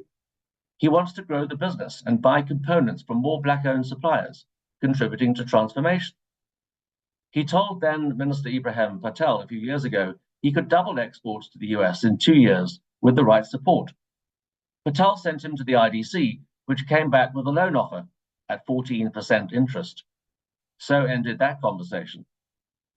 Bell told me that when compared with their free market global competitors, they have grown at a third of their potential rate. Imagine how many more businesses and jobs created if Bell equipment had 3 times the size it is today. To quote Mr. Bell, the only way to economic growth is to remove unnecessary regulations and legislation that currently inhibit business growth and employment growth. Less growth, less transformation. At the other end of the scale, a Black female owner of a business making towers for cell phone companies is approaching the 50 million rand a year mark, turnover threshold for qualifying small enterprises under the BE codes. If she goes above that, all her BE benefits end and she has to compete with the big guys, spending precious resources on ticking boxes on compliance. Is this an incentive to grow her business and employ more people? Increase the turnover threshold, people will say. But this just ratchets up the barrier. It doesn't remove it. No growth, less transformation. Both of these business owners are telling us their efforts at growth, job creation, and thus transformation are stymied by overregulation, short-sightedness, and misunderstanding of what drives entrepreneurs. Alienating large sections of society and businesses through the proposed transformation fund is counterproductive and will not speed up transformation. The many skeptical reaction from Black business owners shows this is not a Black versus white issue. It reflects the fact that years of interventionist policies have done exactly the opposite of their promise of inclusive growth by accentuating an unlevel playing field and failing to create an enterprise-friendly economy. The DTIC and the NEF, which came up with the idea of the fund, should press the pause button and instead institute a review of legislation and regulations holding back growth and job creation. The Cabinet has already approved a funding policy, providing, and I quote, a holistic, coordinated and pragmatic framework for strengthening the provision of development finance for SMMEs and cooperatives. It contains many sensible proposals and should form part of the more comprehensive review we are recommending. In a portfolio committee meeting on February the 19th, Minister Tau committed to a full-blown review of Triple BE to establish what has worked and what has not worked. The DE fully supports this as part of the wider review we are calling for, on condition that it is independent of the DTIC and the BE Commission, who have a vested interest in the status quo. To build confidence in business owners and turn things around, the DA's participation in such a review would advocate a fresh approach that will foster enterprise development and a truly inclusive economy. This would prioritize reducing the regulatory Thank burden, you, Honourable capacitating Chance. a capable state, and creating a level playing field for all. This is Honourable real Chance, transformation. your chance has now expired. Thank you. I now call on the Honourable Seate.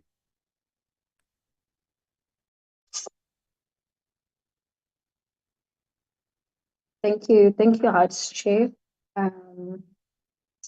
Greetings to honourable members in the platform and everybody that is here. Chair, even though the ANC acknowledges that this is a critical and significant debate sponsored by an energetic conservative political party, we, however, identified problematic areas, and in this debate, I'm going to indicate and detail 3 problems with how the DA phrased the theme of the debate.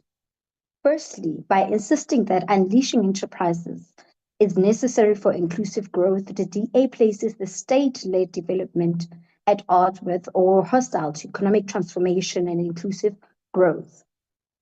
In short, the DA's liberal reading of the experiences of development insists on the advantages of market-driven development represented by the enterprise, and thus downplays the role of the state in intervening in the market to promote economic transformation and inclusive growth. As the DA discovered to its dismay during the global financial crisis and COVID-19, the state was the most important social insurance mechanism for the vulnerable, and it was a paragon of dirigism rather than laissez-faire, in which it governed markets to avoid pushing economies towards a spiral of a disinvestment and disaccumulation. However, the African National Congress defense of state-led development does not imply either that the state institutions and policies have always been adequate for the crucial task of economic transformation, or the government has always had the technical and administrative capacity to drive inclusive growth effectively.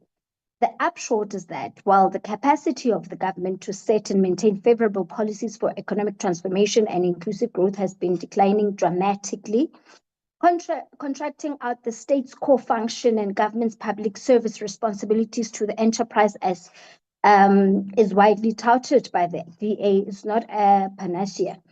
In fact, following the 2024 national elections, there appears to be government's capacity in abundance, demonstrated by the government's ability to develop enforcement mechanisms for local content policies and to negotiate the contract for public-private partnerships aimed at fast-tracking economic infrastructure projects. Now, the second area of problems, Chair, the conclusions generated from the theme that government-run transformation initiatives have deleterious effects on economic transformation and inclusive growth cannot be possibly correct. Mounting evidence show that government-run transformation initiatives exemplified by Operation Vulindlela has reduced economic bottlenecks, thereby spurring economic transformation and inclusive growth. Key achievements of Operation Vulindlela, comprising but not limited to amendment of the Electricity Regulation Act, aimed at creating a competitive electricity market for better energy security, and the approval of freight logistics roadmap intended to improve freight logistic performance and required structural reforms, present picture quite different from the projected by the DA's phrasing of the theme. Put as simply as possible, many of the important success stories of government-run transformation initiatives are either mischaracterized or largely neglected by the basic assumptions of liberal macroeconomic theory, with which is sine qua non underpinning the DA's phrasing of the theme. Thirdly, it is disappointing, rather, that the DA's phrasing of the theme remains fastened to creating an artificial, illogical dichotomy between the state and enterprise, with two being cast out somewhat rivals. To be sure, this phrasing of the theme reinforces the belief that enterprise operates efficiently and optimally, and at times its performance is exemplary, whereas the state is dysfunctional, too weak, and prone to capture by vested interest groups, and hence the state's pursuit to economic transformation and inclusive growth would produce perverse outcomes. Interestingly, Chair, the ANC rejects the DA's false dichotomy of the state and enterprise as virals, with the enterprise posited as being extraordinarily efficient than the state.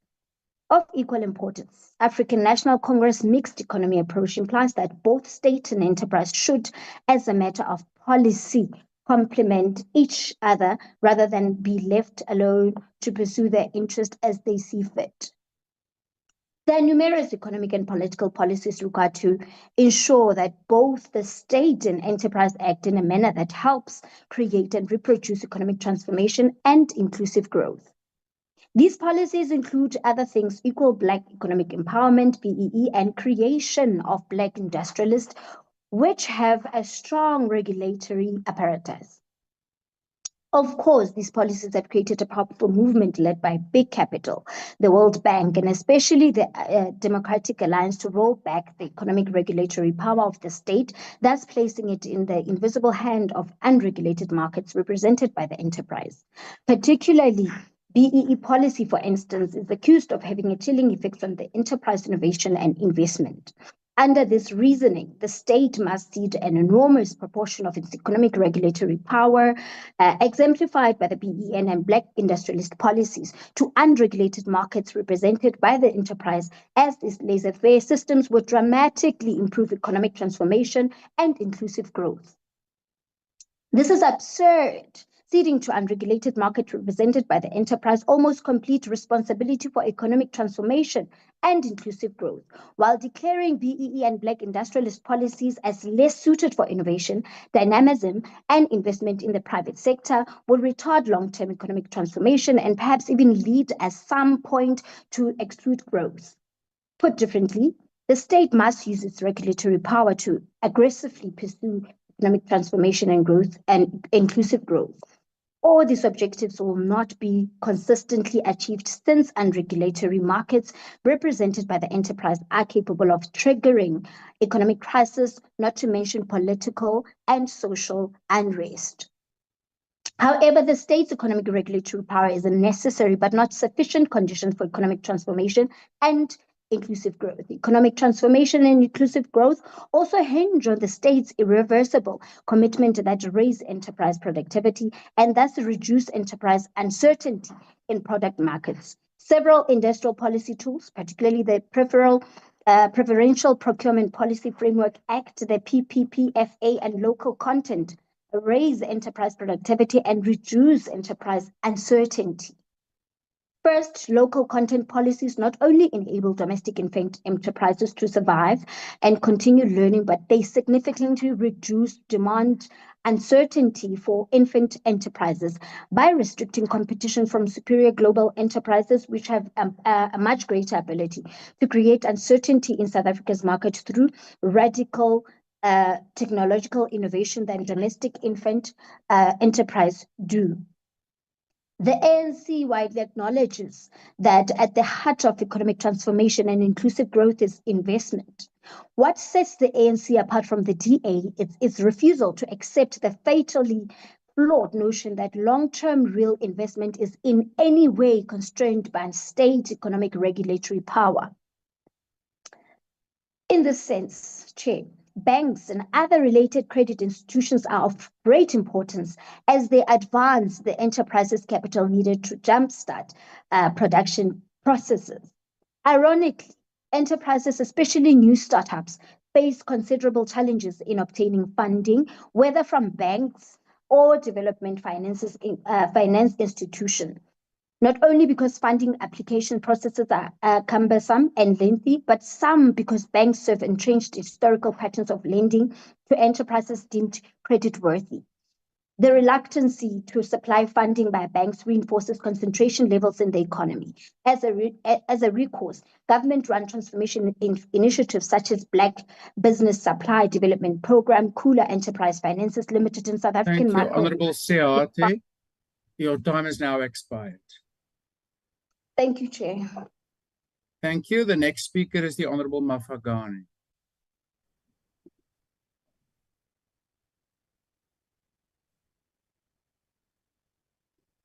Thank you very much, Chair. Good morning, honourable members. South Africa faces the triple challenge of poverty, inequality, and unemployment. In order to push far-reaching interventions which push the growth of the economy at the center of program to create jobs are critical.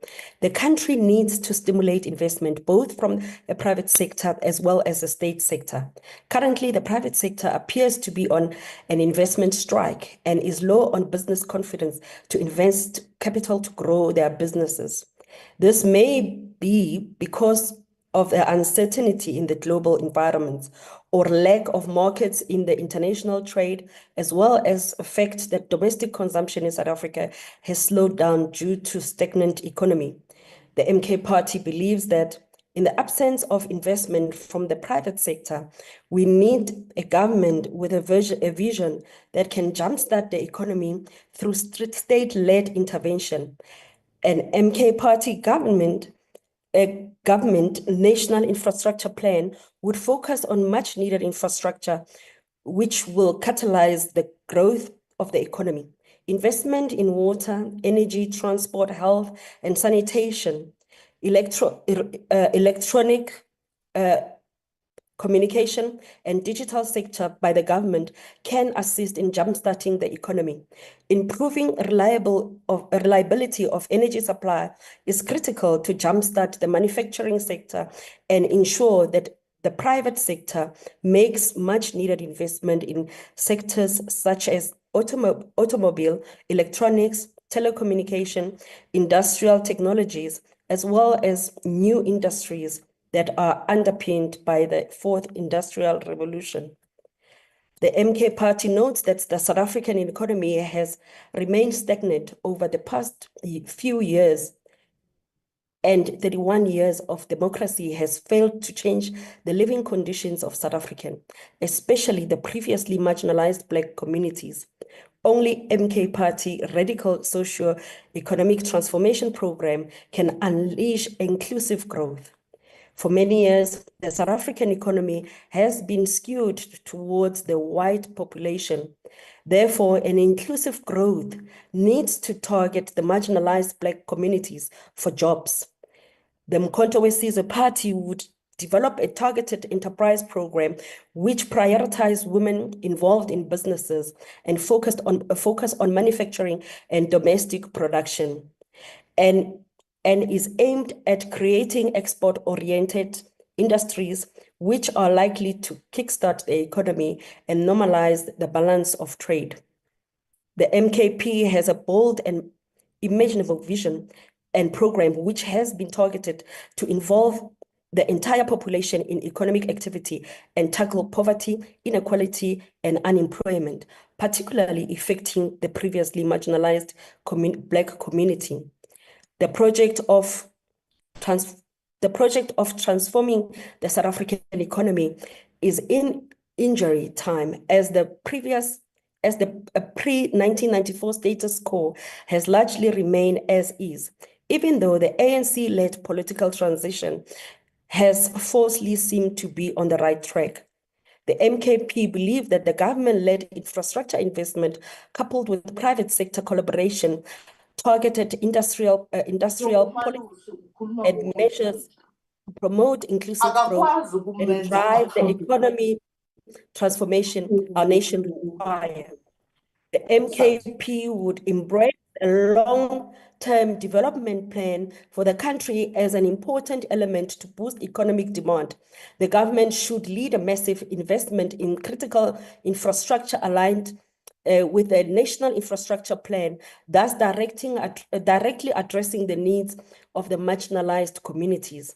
The MKP government would implement large-scale public works program that creates jobs and focus on the sector which will improve the living conditions of our people, such as roads, building of hospitals, building dams, and investing in sanitation programs. These programs will reduce unemployment and increase consumer spending, a necessary tonic in stimulating economic activity that leads to economic growth. MKP land reform and land redistribution programs are critical in the project to empower the previously marginalized people and move the Black majority from the periphery to the center of the economic activity. Land ownership will assist Black majority to gain access to valuable resources needed to engage in and benefit from the large scale of agricultural programs that promote food security. In order to ensure success of land reform, it is critical that comprehensive financial, technical, and training support is provided to smallholder farmers. The agricultural sector can unleash a hive of activities, especially in the rural areas, if people with land can be trained in modern farming techniques and sustainable practices so that they are able to maximize productivity and have access to irrigation and storage system, which are vital to the improved crop yield and reduce post-harvest losses. The government and established agriculture businesses can collaborate to offer grains, low-interest loans, and access to markets for smallholder farmers. Integrating the new farmers into existing supply chains can benefit from economies of scale and help to create cooperatives that can better negotiate prices. The MKP believes it will pursue white businesses to join in creating a new country by fostering knowledge transfer and mentorship opportunities as collaborative approach will boost agriculture and agricultural output, but also strengthen social cohesion, contributing to more equitable and sustainable agricultural sector in South Africa. The MKP government would encourage private participation by offering low interest loan to businesses that invest in infrastructure and job creation. This can help mitigate the perceived risk that currently impede private investment. Be invited to invest in non-strategic infrastructure investment to enhance the project, project outcome and leverage private sector expert in public projects. MKP believes South Africa needs a robust industrial policy to diversify its economy and focusing on key industries such as manufacturing, technology, and renewable energy. Research and development is critical in ensuring knowledge management, which can put South Africa on a better trajectory towards growth. The MKP will develop a support program for small and medium enterprises and the provision of market access for SMMEs, especially those owned by women and Black entrepreneurs, which can create a beehive of activity, especially with a focus on high growth industries. In order to address inequalities, the MKP government will consider implementing a progressive tax system that ensures wealthy individuals and corporations contribute fairly to the public finances. This can be done by using tax revenues to fund social programs and infrastructure. It is the government's duty to strengthen the social safety net, such as unemployment benefits and social grants, in order to support vulnerable population and stimulate consumption. People's dignity can be restored by affording social grants which are at the level that reduces poverty. MKP believes it is important to involve communities, businesses, and civil societies in developing and implementing to ensure that initiatives are relevant and effective. South African history necessitates that a previously advantaged white population must be willing to cede some level of privilege in order to create inclusivity among the whole population and share with it, thus guaranteeing meaningful activities for all. The MKP knows that should the Black communities continue to feel excluded, the wealth that the white community has managed to amass since the 1900s. Thank you, Honourable Member. Your time has now expired. To the unled revolution. Thank you. Thank you very much. The next speaker is the Honourable Deputy Minister of Trade, Industry and Competition. Thank you very much, Honourable Chairperson, honourable members. In the 2024 national and provincial elections, the people of South Africa sent us all a message, and that message was loud and clear. The message was that the country was moving in the wrong direction and that it was time for change. The establishment of the GNU is therefore a response to this demand for change, and it has been embraced by the majority of South Africans for one reason and one reason alone, and that is the belief that the GNU will deliver growth and jobs for all.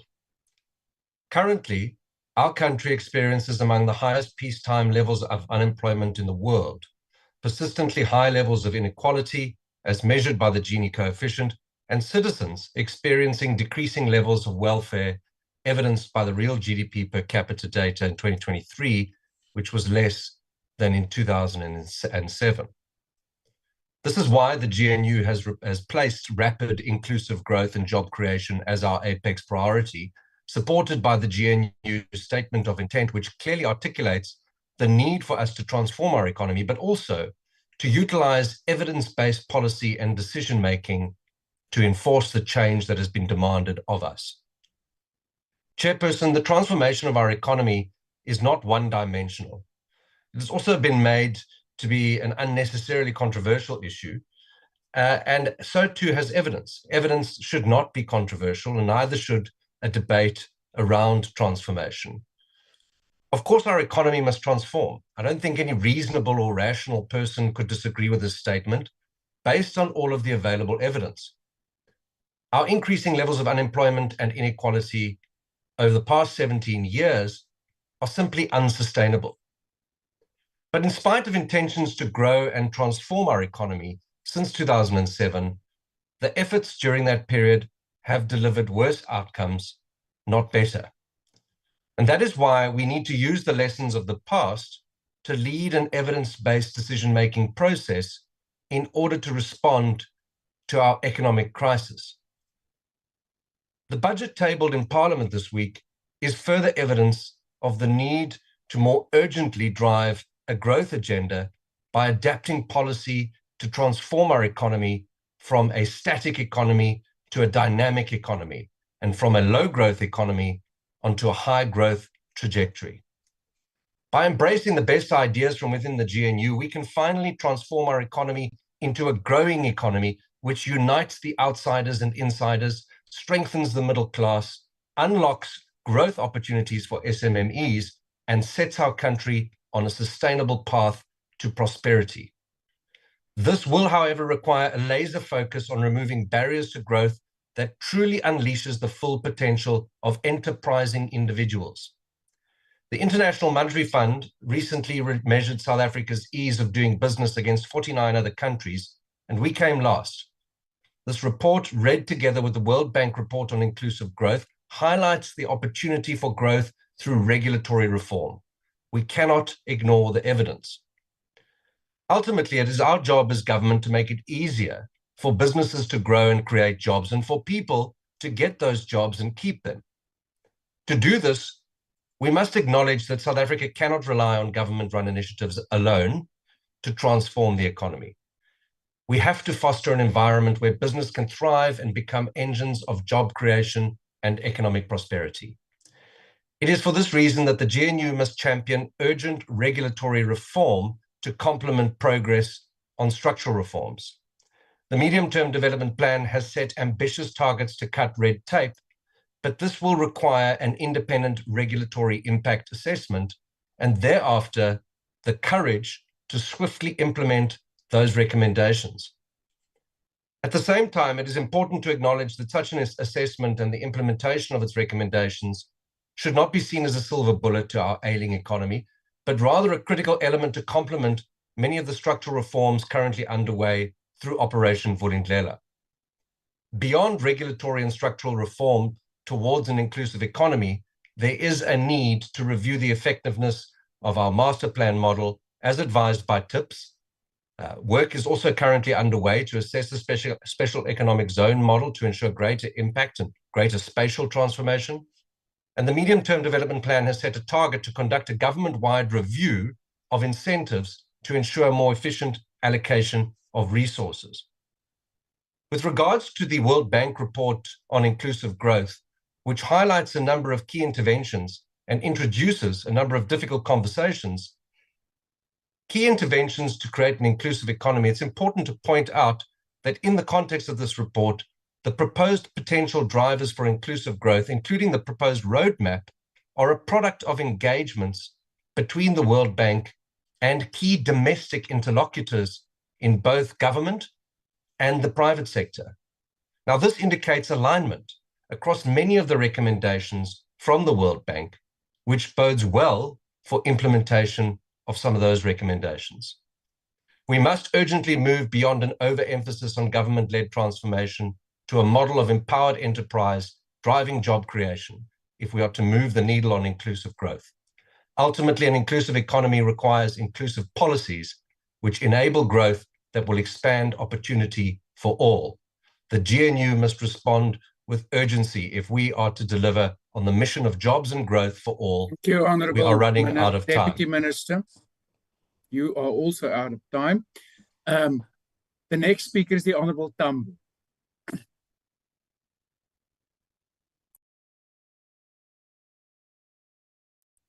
Honourable Tambo, are you on the platform? No, thank you, Chair. Honourable Blosse will take the debate. Please proceed, Honourable Blosse. Yeah, look, Chair, it's really unfortunate that we must listen to racist-based organizations who are unfortunately in government today, and they are here calling our transformation laws as race-based laws. These are the same transformation laws that seek to undo the injustices of the past and level the playing field for majority for our people. So the biggest beneficiaries of race-based laws that excluded our people from participating in the economy are telling us today that transformation is nothing but a pipe dream. But look, Chair, you know, the premise of this debate is the fundamental challenge facing South Africa, which is the notion that the decapacitation of the states and its subsequent generalization in economic affairs is the remedy for economic growth and transformation. The idea which this debate seeks to perpetuate is that an untransformed private sector and its increased participation in critical spheres of our society can be the primary source of jobs creation and common prosperity, neglecting that the sole objective of capital itself by nature is profit accumulation with no particular regard to social justice. Just recently, Chair, SARS told us that it could generate more than 800 billion in additional revenue that could go back to uplifting society, contribute to economic growth, and be utilized to fund infrastructure development, which would lead to job creation. The additional revenue which SARS could generate is lost through SARS' inability to curb illicit financial flows, tax avoidance, and profit shifting. Now let's guess who perpetuates these crimes. It is the very enterprises that we are told today must lead inclusive growth and job creation. At the crux of this debate, it's just anti-PE sentimentality, which seeks to decenter the state as a developmental instrument.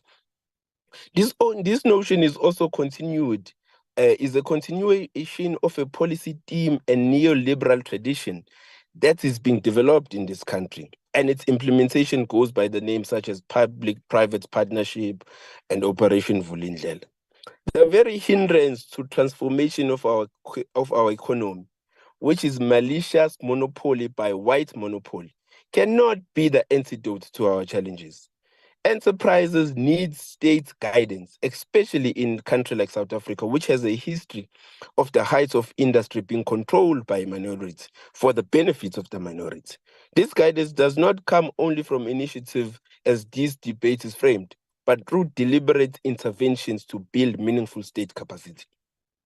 The state is not a regulator that exists only to ease the private sector's ability to extract profits in South Africa, but a means to ensure that industry exists to serve common development objectives.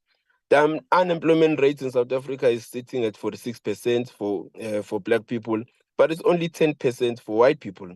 Unemployment rate for people between the ages of 15 and 24 stands at an alarming 70.7%. And amongst women, it's at 45.7% compared to 38.5% for men. Yet there is no practical plan to address this crisis. Instead, the biggest so-called economic reform since 1996, which is rooted in centralizing the role of enterprise over state intervention, promises to create only 1 million jobs over the next 10 years. We have watched as our country has been decentralized, deindustrialized over the past 8 years, with the manufacturing contribution to GDP falling from 24% in the early 90s to just now below 15%. To reverse this trend, we need a deliberate industrialization plan and state capacity building. We need state-owned enterprises to be at the center of our developmental projects. We need state-owned construction companies, road companies, and state-owned banks at the center of that, a nationalized reserved bank with a state-informed mandate to develop growth and job-oriented fiscal policy. Therefore, we must reverse the privatization of key sectors, including energy, logistics, and telecommunications. Privatization has weakened our capacity to plan and build for the future. We need to collapse the tendering system, which is an incubator of corruption and fronting that proclaims transformation, while real owners of the industry hide behind naming of companies with African names and placing African figures heads in charge.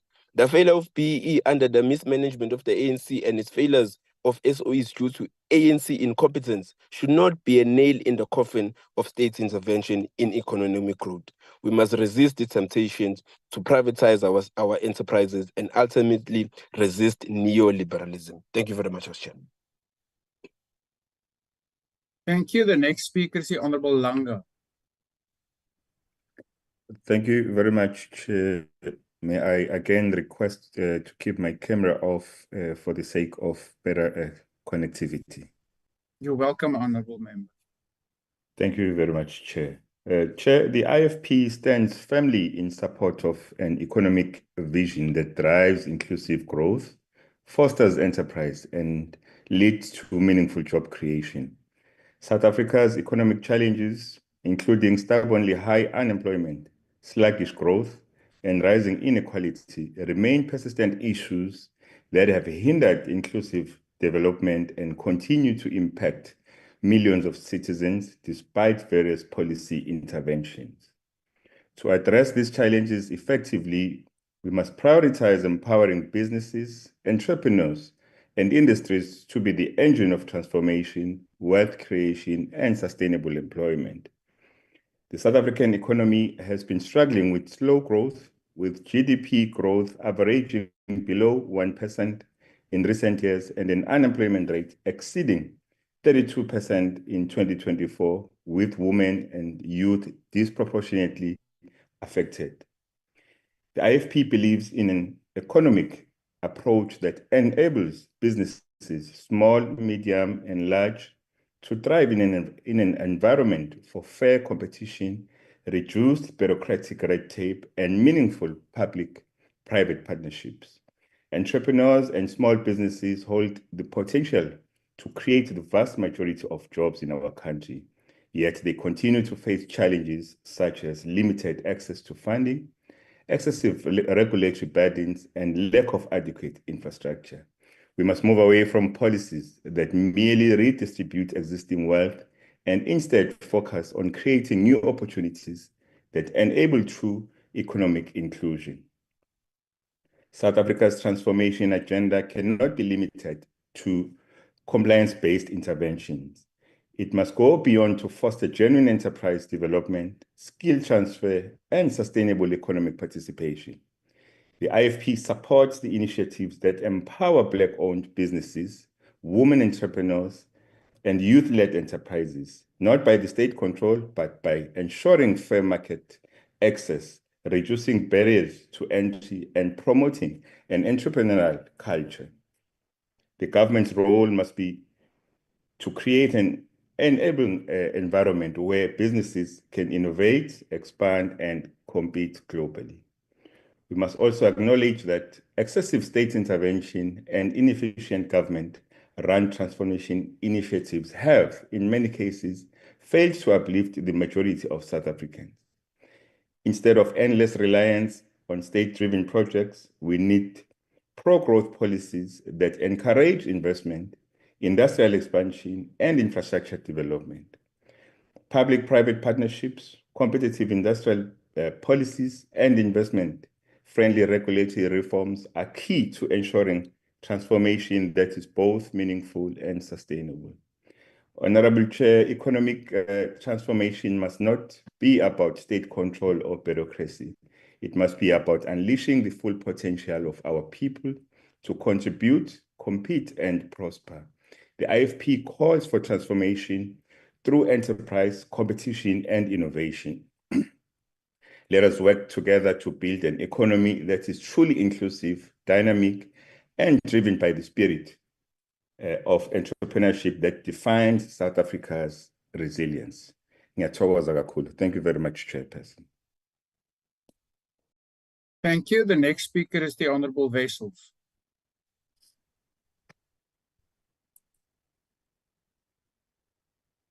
Thank you, Honourable Chairperson. Chairperson, let me thank the Honourable Chance for this very important debate.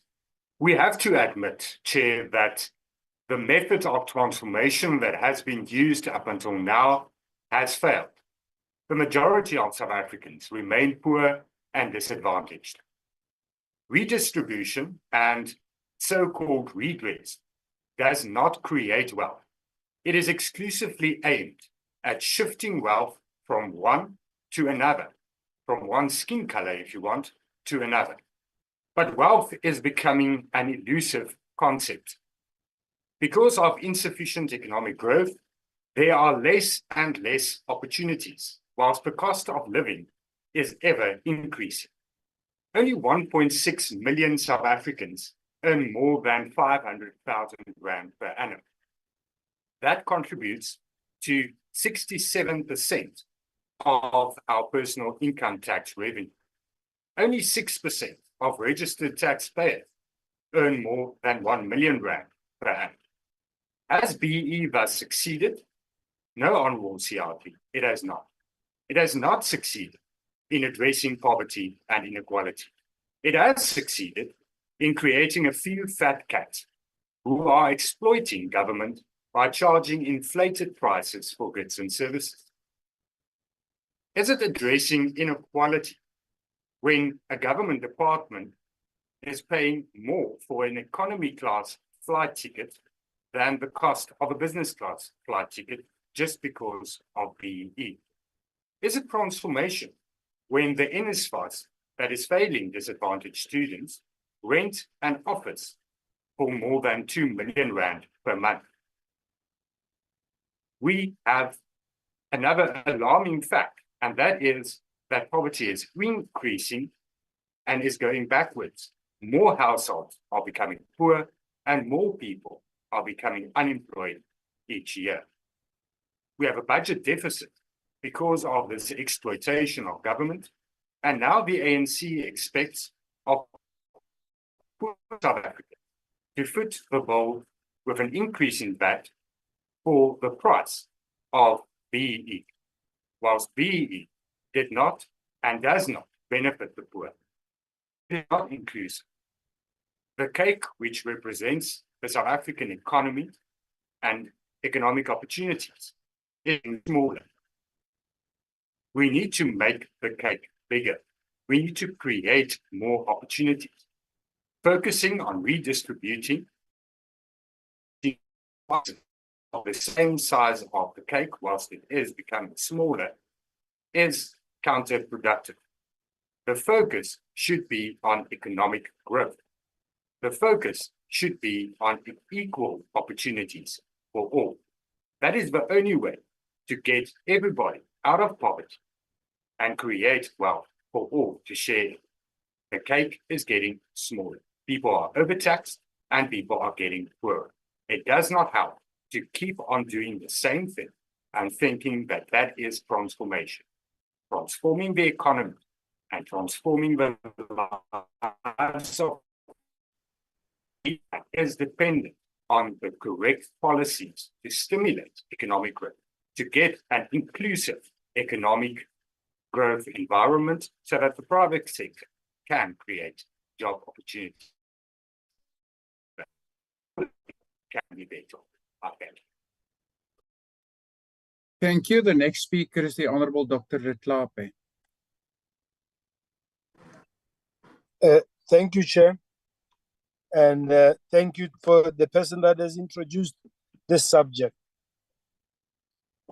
We in Action SA welcome the debate, but we would like to start by saying to the Minister, time for ANC economic empowerment is over, Chair. We now need to empower every South African citizen by ensuring that all of our children have quality education. Introduced in 2003, BEE was meant to advance economic inclusion and undo the systemic exclusion of Black South Africans by apartheid. Yet after 2 decades, its failures are undeniable. Expanded unemployment stands at a staggering 43%. Inequality is at world record levels. More than half of the South African households face hunger, and racial economic divides remain stark. The evidence is clear. BEE has failed to deliver on its promises. In practice, BBBEE has primarily enriched a small, politically connected elite, turning what was intended as broad-based economic empowerment into ANC economic empowerment. This system of cronyism has entrenched corruption, nepotism, and cadre deployment at the expense of true economic inclusion. The cost to businesses striving for compliance are immense, with estimates placing them at up to 7% of profits. For companies already struggling amid South Africa's stagnant economic growth, this burden is an unnecessary drag on growth. While the need for economic transformation remains urgent, the solution must foster genuine broad-based empowerment without stifling economic progress. Action SA has developed a bold and innovative alternative to ANC economic empowerment, the Opportunity Fund. This initiative is designed to dismantle the barriers that have perpetuated exclusion, turning neglect into inclusion, dignity, and shared prosperity. The Opportunity Fund will replace BBBEE compliance costs with a streamlined 3% tax on private sector profits, excluding SMMEs, for a limited period of 30 years. Special tax allowances and tax-free investments will encourage additional private sector contributions. This structure reduces financial burdens on businesses while driving impactful economic transformation.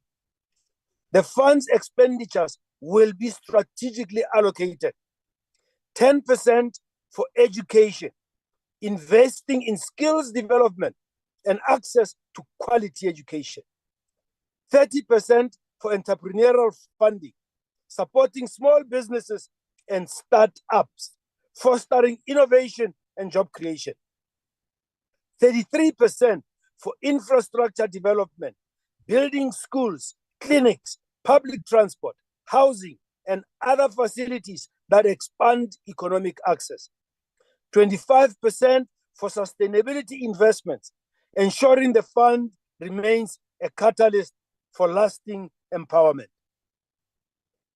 To maximize efficiency, overlapping government agencies Dr. like the Mkhize, unfortunately, your time has now expired. Let us choose a future that works for all of us. Thank you, Chair. Thank you. The next speaker is the Honorable Thring. Chairperson, can I raise my concern, please? Honorable Masina, why do you want to be recognized? I have noticed, like with almost all the speakers, you say the time is out as soon as they are on the last minute. And that is problematic because in a minute we can say a lot. So I've noticed with Honorable Olga and Siate and now Honorable Letlape. I think please try and once it's on the time, just run through until 55 seconds or something. Thank you very much. No, thank you, Honorable Masina.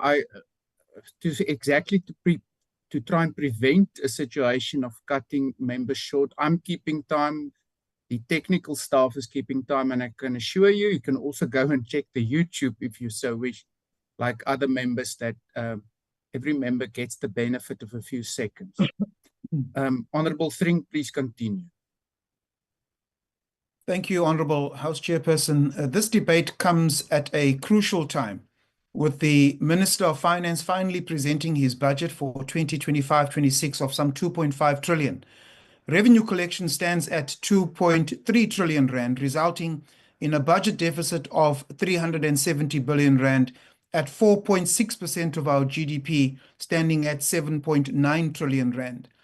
Clearly, government has been incapable of reducing our national debt, now sitting at 224 billion or 76.2% of GDP.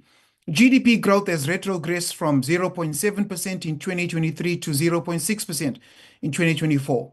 And evidently, our economy is in need of transformation, and we need to untether enterprise that can indeed lead to employment creation. The elephant in the room is in answering the question, how?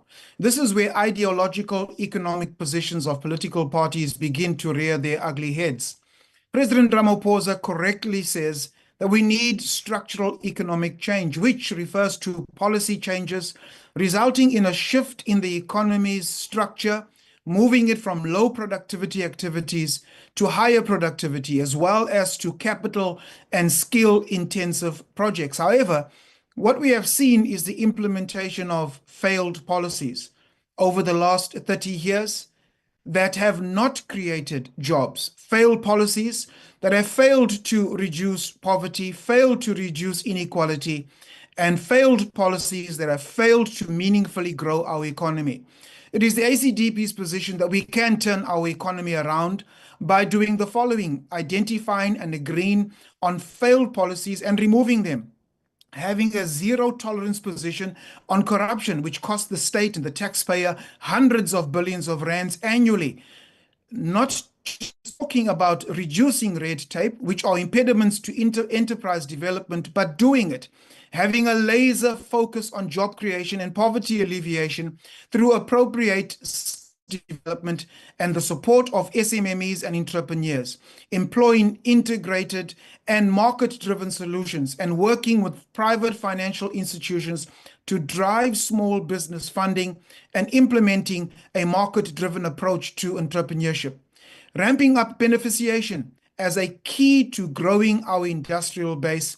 And finally, but not lastly or conclusively, benchmarking against economies like Singapore, who implemented the PMH model to drive the economy: pragmatism, meritocracy, and honesty. The ACDP unselfishly offers these as a means to boost enterprise development and reduce unemployment. I thank you. Thank you, Honourable Thring.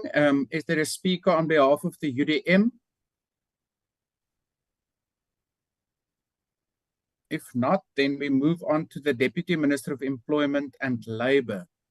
I know we have two. I've not been informed as to which one of the two. It's Honourable Tshabalala. Welcome, Honourable.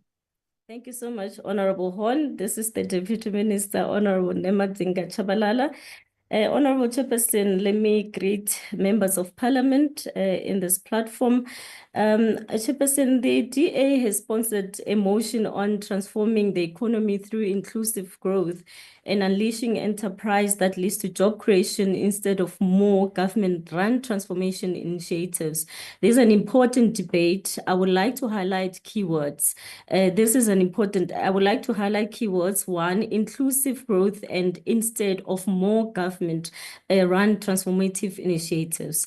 It is important that we speak of inclusive economic growth, as we know that the apartheid economy was not inclusive, but skewed towards a few white male-dominated minority. I would like to also believe that the second keyword, instead of more government-run transformative initiative, is not the DA's reference that government must play a minimal role in the transformation of the economy. South African Constitution acknowledges past injustice and emphasizes improving the quality of life of all citizens, aligning with goals for inclusive economic growth. The Department of Labour is focused on creating employment by fostering an entrepreneurship climate at all levels of society. Despite high unemployment and underrepresentation, there's a collective determination across sectors to drive change through partnership and shared efforts. We aim to transform the economy, create equitable opportunities, and realize the vision of the Freedom Charter that South Africa belongs to all who live in it.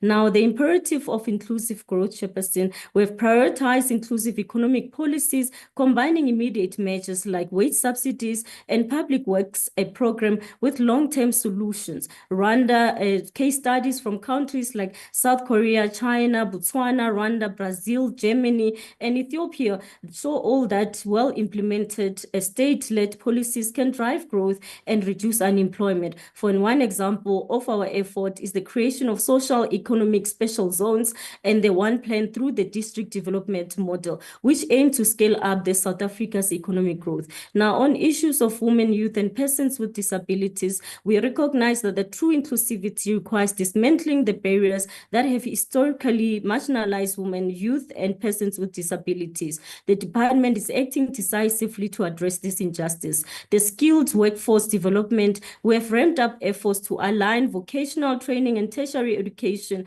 with emerging industries' needs, ensuring more graduates can seemingly transition into the workforce. This multifaceted approach is essential to unlocking the full economic potential of our nation, enhancing the job readiness and youth and employability. The targeted programs like skills development. On public employment services, Chairperson, I am proud to report here that over 730,000 job seekers have registered on the employment services of South African ISA platform, and 120,000 employment opportunities have already been listed. Of this, 39,000 vacancies have been filled, concrete evidence that better coordination and digital modernization can match the right talent into the right job. The labor activation program that we have within the employment and labor through the UIF, we support 140,000 youth teachers assistants in under-resourced schools to address educator shortages and create career pathways. Additionally, 9.5 billion has been allocated to fund 500 SMMEs, empowering young entrepreneurs as job creators. Internship and apprenticeship pilot studies showing that structures apprenticeship boosts full-time employment prospects by 40% within a year in the YES program. The catalytic for growth in high potential sectors, the renewable energy, yet again, we're also intervening. South Africa shifts to renewable energy in both economical and environmental beneficial, with projects indicating over 250,000 new jobs by 2030. Our department collaborates within public and private stakeholders to ensure these opportunities reach all regions, especially rural and underdeveloped areas. Technology and tourism, Chairperson, we support expanding broadband and digital infrastructure to boost teach-ups and job creation in townships, rural areas, and peri-urban areas. In tourism, we also collaborate to promote South Africa's natural beauty and cultural heritage, aiming to grow tourism, ecotourism, and cultural tourism to benefit local communities. The small and medium enterprises, the SMMEs and engines of growth, recognizing that SMMEs account for around 60% of employment in emerging economies, with intensified collaboration within Small Enterprise Development and Finance Agency, SIDFA. The Department of Employment and Labor is addressing the following: microloans and financial support, business advisory services, regulatory simplification, promoting flexible work arrangement. We advocate to flexible and remote work policies to enhance productivity and foster a diverse, inclusive labor market. Strengthening and enforcing employment equity. We remain committed to employment equity, with women-owned business receiving 89.1% of procurement spending and youth-owned entities at 83.24%, both exceeding the targets. However, participation by persons with disabilities is only at 1.65%, promoting the development of disability employment framework to enhance inclusion.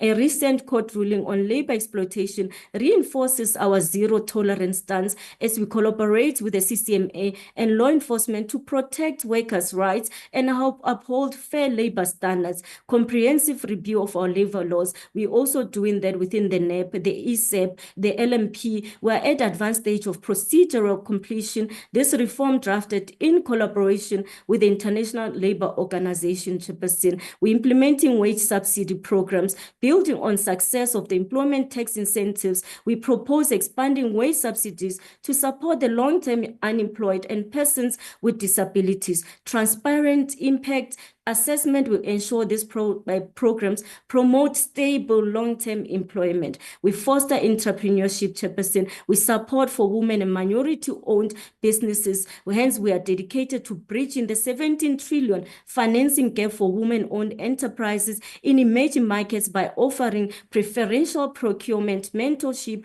targeted grants. This will drive job creation and enable more citizens to contribute to South Africa's growth, economic growth. And we're establishing innovation hubs and business incubators, cooperative business models on microfinances initiatives. We're also fostering reducing poverty and increasing employment in undeserved areas. We conclude, Chairperson, by saying that we have the TERS that has been allocated 2.4 billion funding to distressed companies to apply for funding for their operational costs in an effort to save the jobs. We also confident that issues of corruptions related to fund are also being addressed by the SIU. As we commemorate the Human Rights Month, Chairperson, we reiterate that labor laws are human rights laws. And to this end, we call on all employers and employees to alike to respect them. They are also mutually reinforcing these progressive laws to help realize these kinds of inclusive growth, and that we yearn for, Chairperson. We are also having the LAB program that we're also enrolling in the area where we went to Western Cape. We went to Umtata. Today, as we report, Chairperson, we're in the area of the Northwest, Chairperson, to ensure that indeed young people take this startup initiatives and young people get into the training program. We are proud to also report that we've got the 20,000 adverts that we issued out that is expiring on the 14th of March, where we are calling young people with degrees to also apply for these initiatives so that they also can become what we call them in the labor centers, people that are going to be doing inspections, Chairperson. We are really committed to ensure that these programs, it is a success. Hence, we're saying we support 14,000 youth teachers, as we said, Chairperson, and today as labor and employment, Chairperson, we are committed for government to create an enabling environment for business to thrive. We want to do it with business. We can't do it alone. Thank you, Honourable Deputy Minister. Your time has now expired. Thank you so much, Chairperson. Thank you. The next speaker could be from the NCC. Is there somebody on the platform on behalf of the NCC? If not, then I call upon the PIC. If not, then is there a speaker on behalf of the UAT? If not, then I recognize the Honourable Ghana. Nakhenza mthamashitulo. Mthamashitulo vahlonipheki va huvo maAfrika-Dzonga hinkwenu. The first thing that the Constitution of the Republic of South Africa asks us to do as elected public representatives is that we must heal the divisions of the past and establish a society based on democratic values, social justice, and fundamental human rights. It goes further to ask of us, as elected public representatives, that we must work to improve the quality of life of all citizens and free the potential of each person. Chairperson, the reason I start here is that sometimes when we discuss this kind of conversations, we seem to be getting into the point almost as if it's an either or, that we either transform or we grow. And from our side as Rise Mzansi, there's no choice there. Both of those has to be achieved. We cannot say that we are committed to healing the divisions of our past as the first thing that the Constitution asks of us as elected representatives, but then speak of transformation as a swear word. Speak of empowerment of those that for centuries were denied opportunities, as if speaking of empowerment is something that we should not speak about. As Rise Mzansi, redress is non-negotiable. As Rise Mzansi, transformation not only of the economy, but of society, is non-negotiable. Even when we talk of the laws that have been enacted by the democratic state of South Africa, including the broad-based Black economic empowerment, we need to ensure that they are properly implemented, that the broad South Africans, those that were denied opportunities for many years, that continue to be denied opportunities, can get to benefit. So sometimes when these kind of conversations are brought in, those that bring these conversations to the fore, they don't want to speak to the ills of the private sector in how they get to implement the laws of this country. They don't speak around the collusion of the private sector. They don't speak about the fronting that the established private sector companies are using, wherein the people that should not be benefiting are placed at the forefront. If we are saying we are committed to transforming the economy, we are committed to growing the economy, then we need to ensure... Thank you, Honorable Ghana. Your time is also now running. 3 minutes is not done. I'm assuring you it is. Next speaker is the Honorable Cuthbert. House Chairperson, since the introduction of the Broad-Based Black Economic Empowerment Act in 2003, the political elite have become more affluent, while the vast majority of Black South Africans remain trapped in dire poverty. During the same period, growth has remained capped at approximately 1%, and our unemployment rate has soared from 27% to 32%. Implementing policies that generate inclusive growth, the ANC has chosen a path of trickle-down redress. The notion that using companies to transfer assets, positions, and contracts from one elite to another will somehow foster inclusion. The failure of the trickle-down redress model is presented in vivid detail in a recently released World Bank report entitled Driving Inclusive Growth in South Africa, which highlights how BEE policies and laws impede investment and economic growth. The report recommended that enhancing and expanding market competition, as well as developing more efficient and supportive institutions, are the only means to achieve inclusive growth. Furthermore, it included a series of recommendations that affirmed our diagnosis of the barriers to inclusive growth and the measures needed to achieve it, as outlined in our party's policies. We have actively fought to include these policies in the Government of National Unity's medium-term development plan, and include things such as securing our energy supply and enhancing market competition by connecting renewable energy projects to the grid, concessioning out the railway network and strengthening the state's capacity to regulate ports and rail, making it easier for young workers to enter the labour market, creating an attractive environment for foreign and domestic businesses to invest, reviewing BEE local content, collective bargaining, and direct support policies to alleviate the administrative burden on businesses and unlock growth, increasing the impact of public spending through efficient procurement, and lastly, accelerating the professionalization and digitalization of the public administration. Yet, despite empirical evidence demonstrating the failure of the ANC's race-based policies, they have repeatedly responded by asserting that government must intensify its efforts by implementing even more BEE-style policies. The most recent example is Minister Parks-Tau's announcement that his department would introduce a transformation fund to mobilize 100 billion rand over 5 years. It is important to note that this is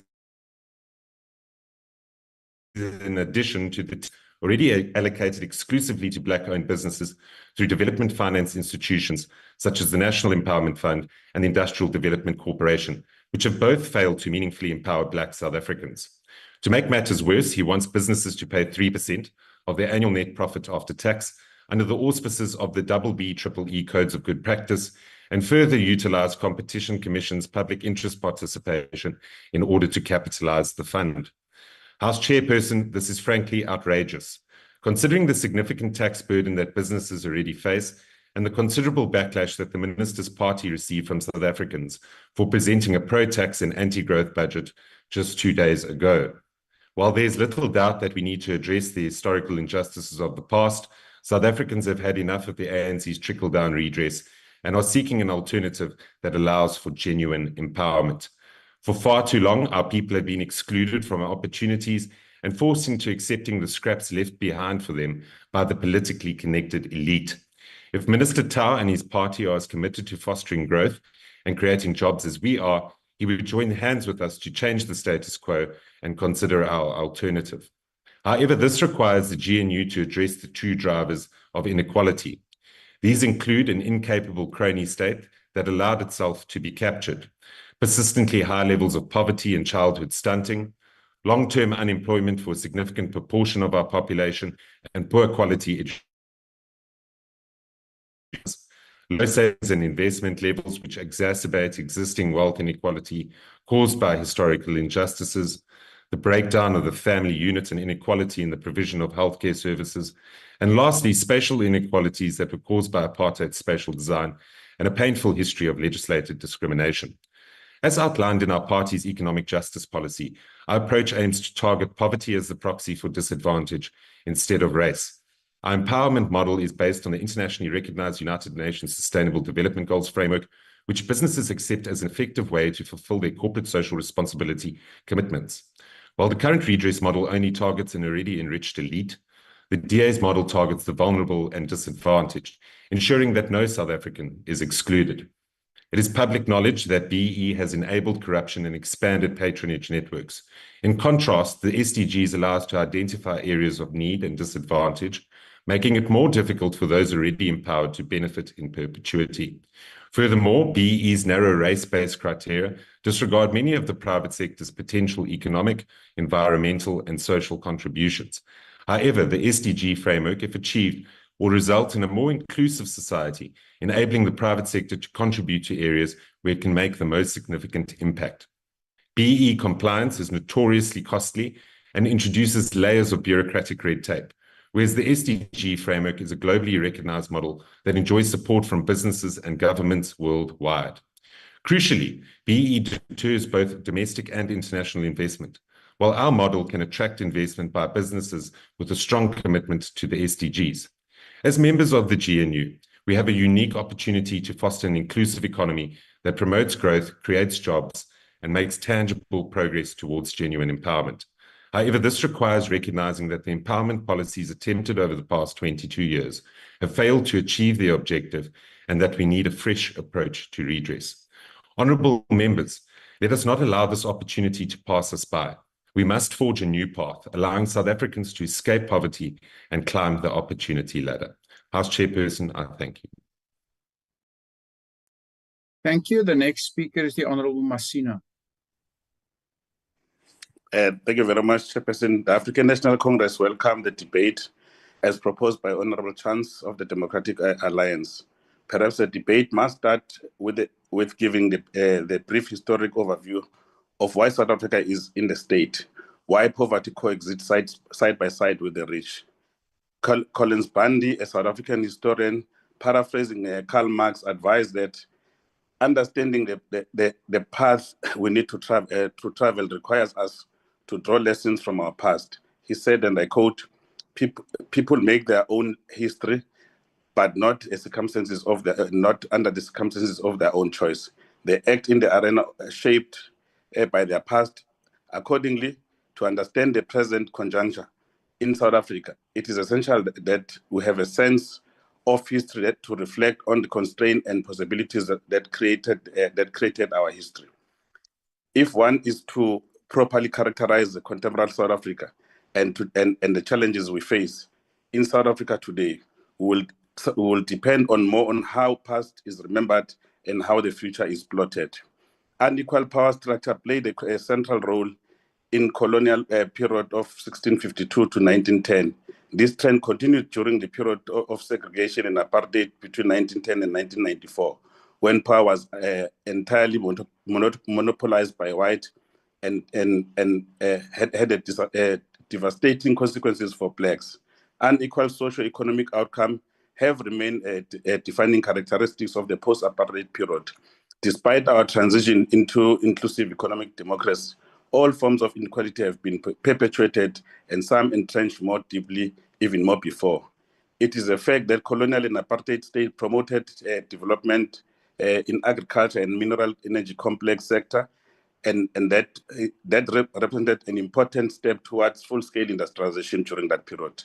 The state-owned enterprises in South Africa date back in the 19th century when Paul Kruger's Z Afrikaanse Republic tried to promote local industries and stave off British control.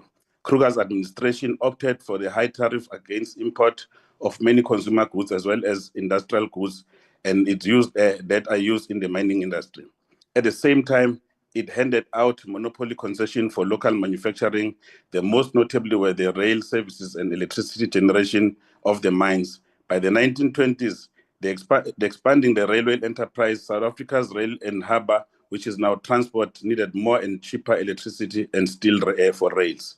In 1923, the government of General Smart established the Electricity Commission, now ESCOM, in part to serve as the railways and also growing mining industry. In 1928, Prime Minister Herzog established ISCO, now ArcelorMittal, to produce cheap steel rail for the South African rail and harbour and create some independence from the profit-seeking European steel makers. Furthermore, the post office was established by John Reyners at the Castle of Good Hope here in Cape Town to facilitate the communication amongst others, and later Telkom was established. All these entities were SOEs and were funded by the state. So the debate that seeks to suggest that privatizing of key network industry has no basis in fact. Without aggressive redistribution intervention by the state on behalf of the poorest, half of the population will remain trapped in the situation of extreme poverty and underdevelopment. The essence of the DA's attitude towards rolling back the state and having the private sector taking center stage to drive is steeped in racism. Race is a huge factor in the power structure to deprive poor from opportunities to escape poverty.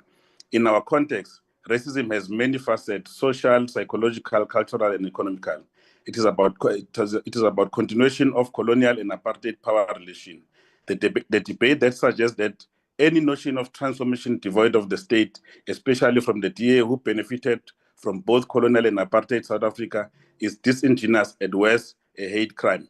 Member Chance, you are hell-bent at promoting economic exclusion of indigenous majority who were systematically sidelined from the mainstream economy, and this cannot be allowed by a democratic state. The argument that economic transformation should be led by inclusive growth and private sector enterprise rather than government-run initiative ignore the historic realities of South Africa's economy and how it was shaped. The colonial and apartheid government used the state intervention extensively to empower white people, particularly Afrikaners, at an expense of black majority. This precedent demonstrates that economic transformation requires an active government involvement to correct the past injustices and to create more equitable society. Under both colonial and apartheid rule, South Africa state played a central role in empowering white citizens, particularly Afrikaners, through deliberate government policies, subsidies, as well as legal framework. The Mine and Workers Act of 1911 is a case in point. In addition to that, the government established the civil labor policy in 1920, which prioritized white workers in industries like railway and public service, providing stable employment while pushing back workers into black workers into low-paying unskilled labor. The SOEs provided employment and business opportunities mainly for white South Africans, demonstrating how the state played an interventionist role in shaping economic power structure. The 1913 Land Act reserved the vast majority of land here in South Africa for whites, leaving black South Africans only occupying about 7 to 13% of the land, forming a majority by white.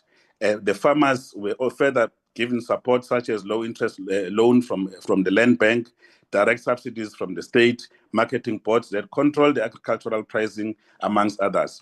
Honorable members, countries develop their network utilities through state-owned enterprises, mainly because it's considered to be an efficient way to centrally plan and manage this development and to ensure that goods and services are delivered to the public. These utilities are also consistent with certain characteristics that made it presumably unavoidable for the state to intervene, e.g. natural monopoly elements, requirements for huge investment, and the universal services issue. The network industries usually exhibit two characteristics. Firstly, they provide distribution, transmission, or transport services through network of cable, pipes, and other facilities, which tend to enjoy such large-scale economies as become natural monopolies. Secondly, since the service sector the services they provide is often regarded as an essential input into industries, the efficiency of the utilities has a widespread impact on the efficiency of the firm. During the 1980s, SOE module came under increasing pressure because of the inter alia globalization and the view that there should be a greater reliance on the market forces rather than the state intervention. The view was that the state should focus on setting policy framework while the actual operation of the particular activity should be left to the private sector and the market forces. Network utilities such as water, electricity, gas, petroleum, pipeline, telecommunications, and transportation are of crucial importance for economic growth and national competitiveness. Having demonstrated above that the colonial and apartheid system were fully anchored by the state intervention, the question is, what is to be done by a democratic state? The ANC proposes the following industrial policy anchored by the state. Firstly, South Africa's industrial policy must be anchored by large state support to industrial firms for purposes of transformative growth. Government should play a critical role in channeling resources, identifying strategic industries, and creating conducive conditions for big firms to thrive. A case in point is ArcelorMittal, which was a major contributor to the development of steel industry during the early years and now a thriving democracy, which was later sold to a private family. The damage to the steel industry is huge, and we call on the democratic government to rescue not just ArcelorMittal, but the steel industry for posterity of South Africa. As a developmental state, South Africa should reshape its future. The government should be instrumental in the development of implementing export-oriented industrial policies, prioritizing heavy industries such as steel, mineral, high-tech manufacturing, amongst others. We want to propose the following as the African National Congress. Firstly, that through the DFI, government should support the network industries such as the energy, logistic, rail, port, pipe, telecoms, and bulk water infrastructure to support industrial development. Second, invest more in human development and pursue resource-based industrialization and diversification strategy that allows the continent to exploit its competitive advantage and build resilient, and South Africa is no exception. Government must make strategic intervention, including low-interest loan, subsidies, and high tariffs and trade protection. It should also include technological support, innovation support, and infrastructure development into these sectors that enable economic growth. Thank you, Honorable Masina. Your time has now expired. Thank you. Honorable Chance, this is your opportunity to now respond to the debate. Thank you very much, Chairperson, and thanks to all the speakers. Very stimulating discussion. And I think it's clear that the debate really revolves around the role of the state versus the role of private individuals in the private sector. And clearly there is a delineation between those who represent the position of the DA and those that represent the position of the radical economic transformation category, which is essentially the ANC, the MK, and the EFF. It's very sad that the EFF and the ANC spokespersons should resort to the racist bogeyman. To say that the DA is a racist party is such an old trope that it needs to be just consigned to the dustbin. EFF ingenaphi lapha? Honorable Kaula. No, EFF ingenaphi lapha? No. Shall I carry on, Chair? No, Honorable Kaula, the Honorable Blose was part of this debate. Thank you. Honorable Chance, please proceed. Yes, so I just want to draw your attention, honourable members, to a document I'll show you to here that was published by the Parliamentary Research Unit literally 2 days ago. And the title is Transforming the South African Economy, Ensuring Inclusive Growth and Unleashing Enterprise Development for Job Creation, which is a remarkable coincidence, considering it was only published 3 days after the debate topic was announced. But anyway, I'd like to suggest that all members of this debate read this document. It has some very valuable things to say. For example, structural rigidities in labor markets further exacerbate the challenges faced by businesses in a rapidly changing global environment. So thank you, Chair. I'll leave it at that. And I think that the debate raises some important points.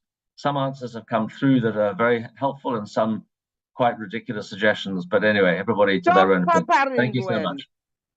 Thank you. Honorable Kahula, please be muted. Honorable members, that concludes this debate and the business of this mini plenary. The mini plenary will now rise. Thank you, Chair. Thank you, Chair.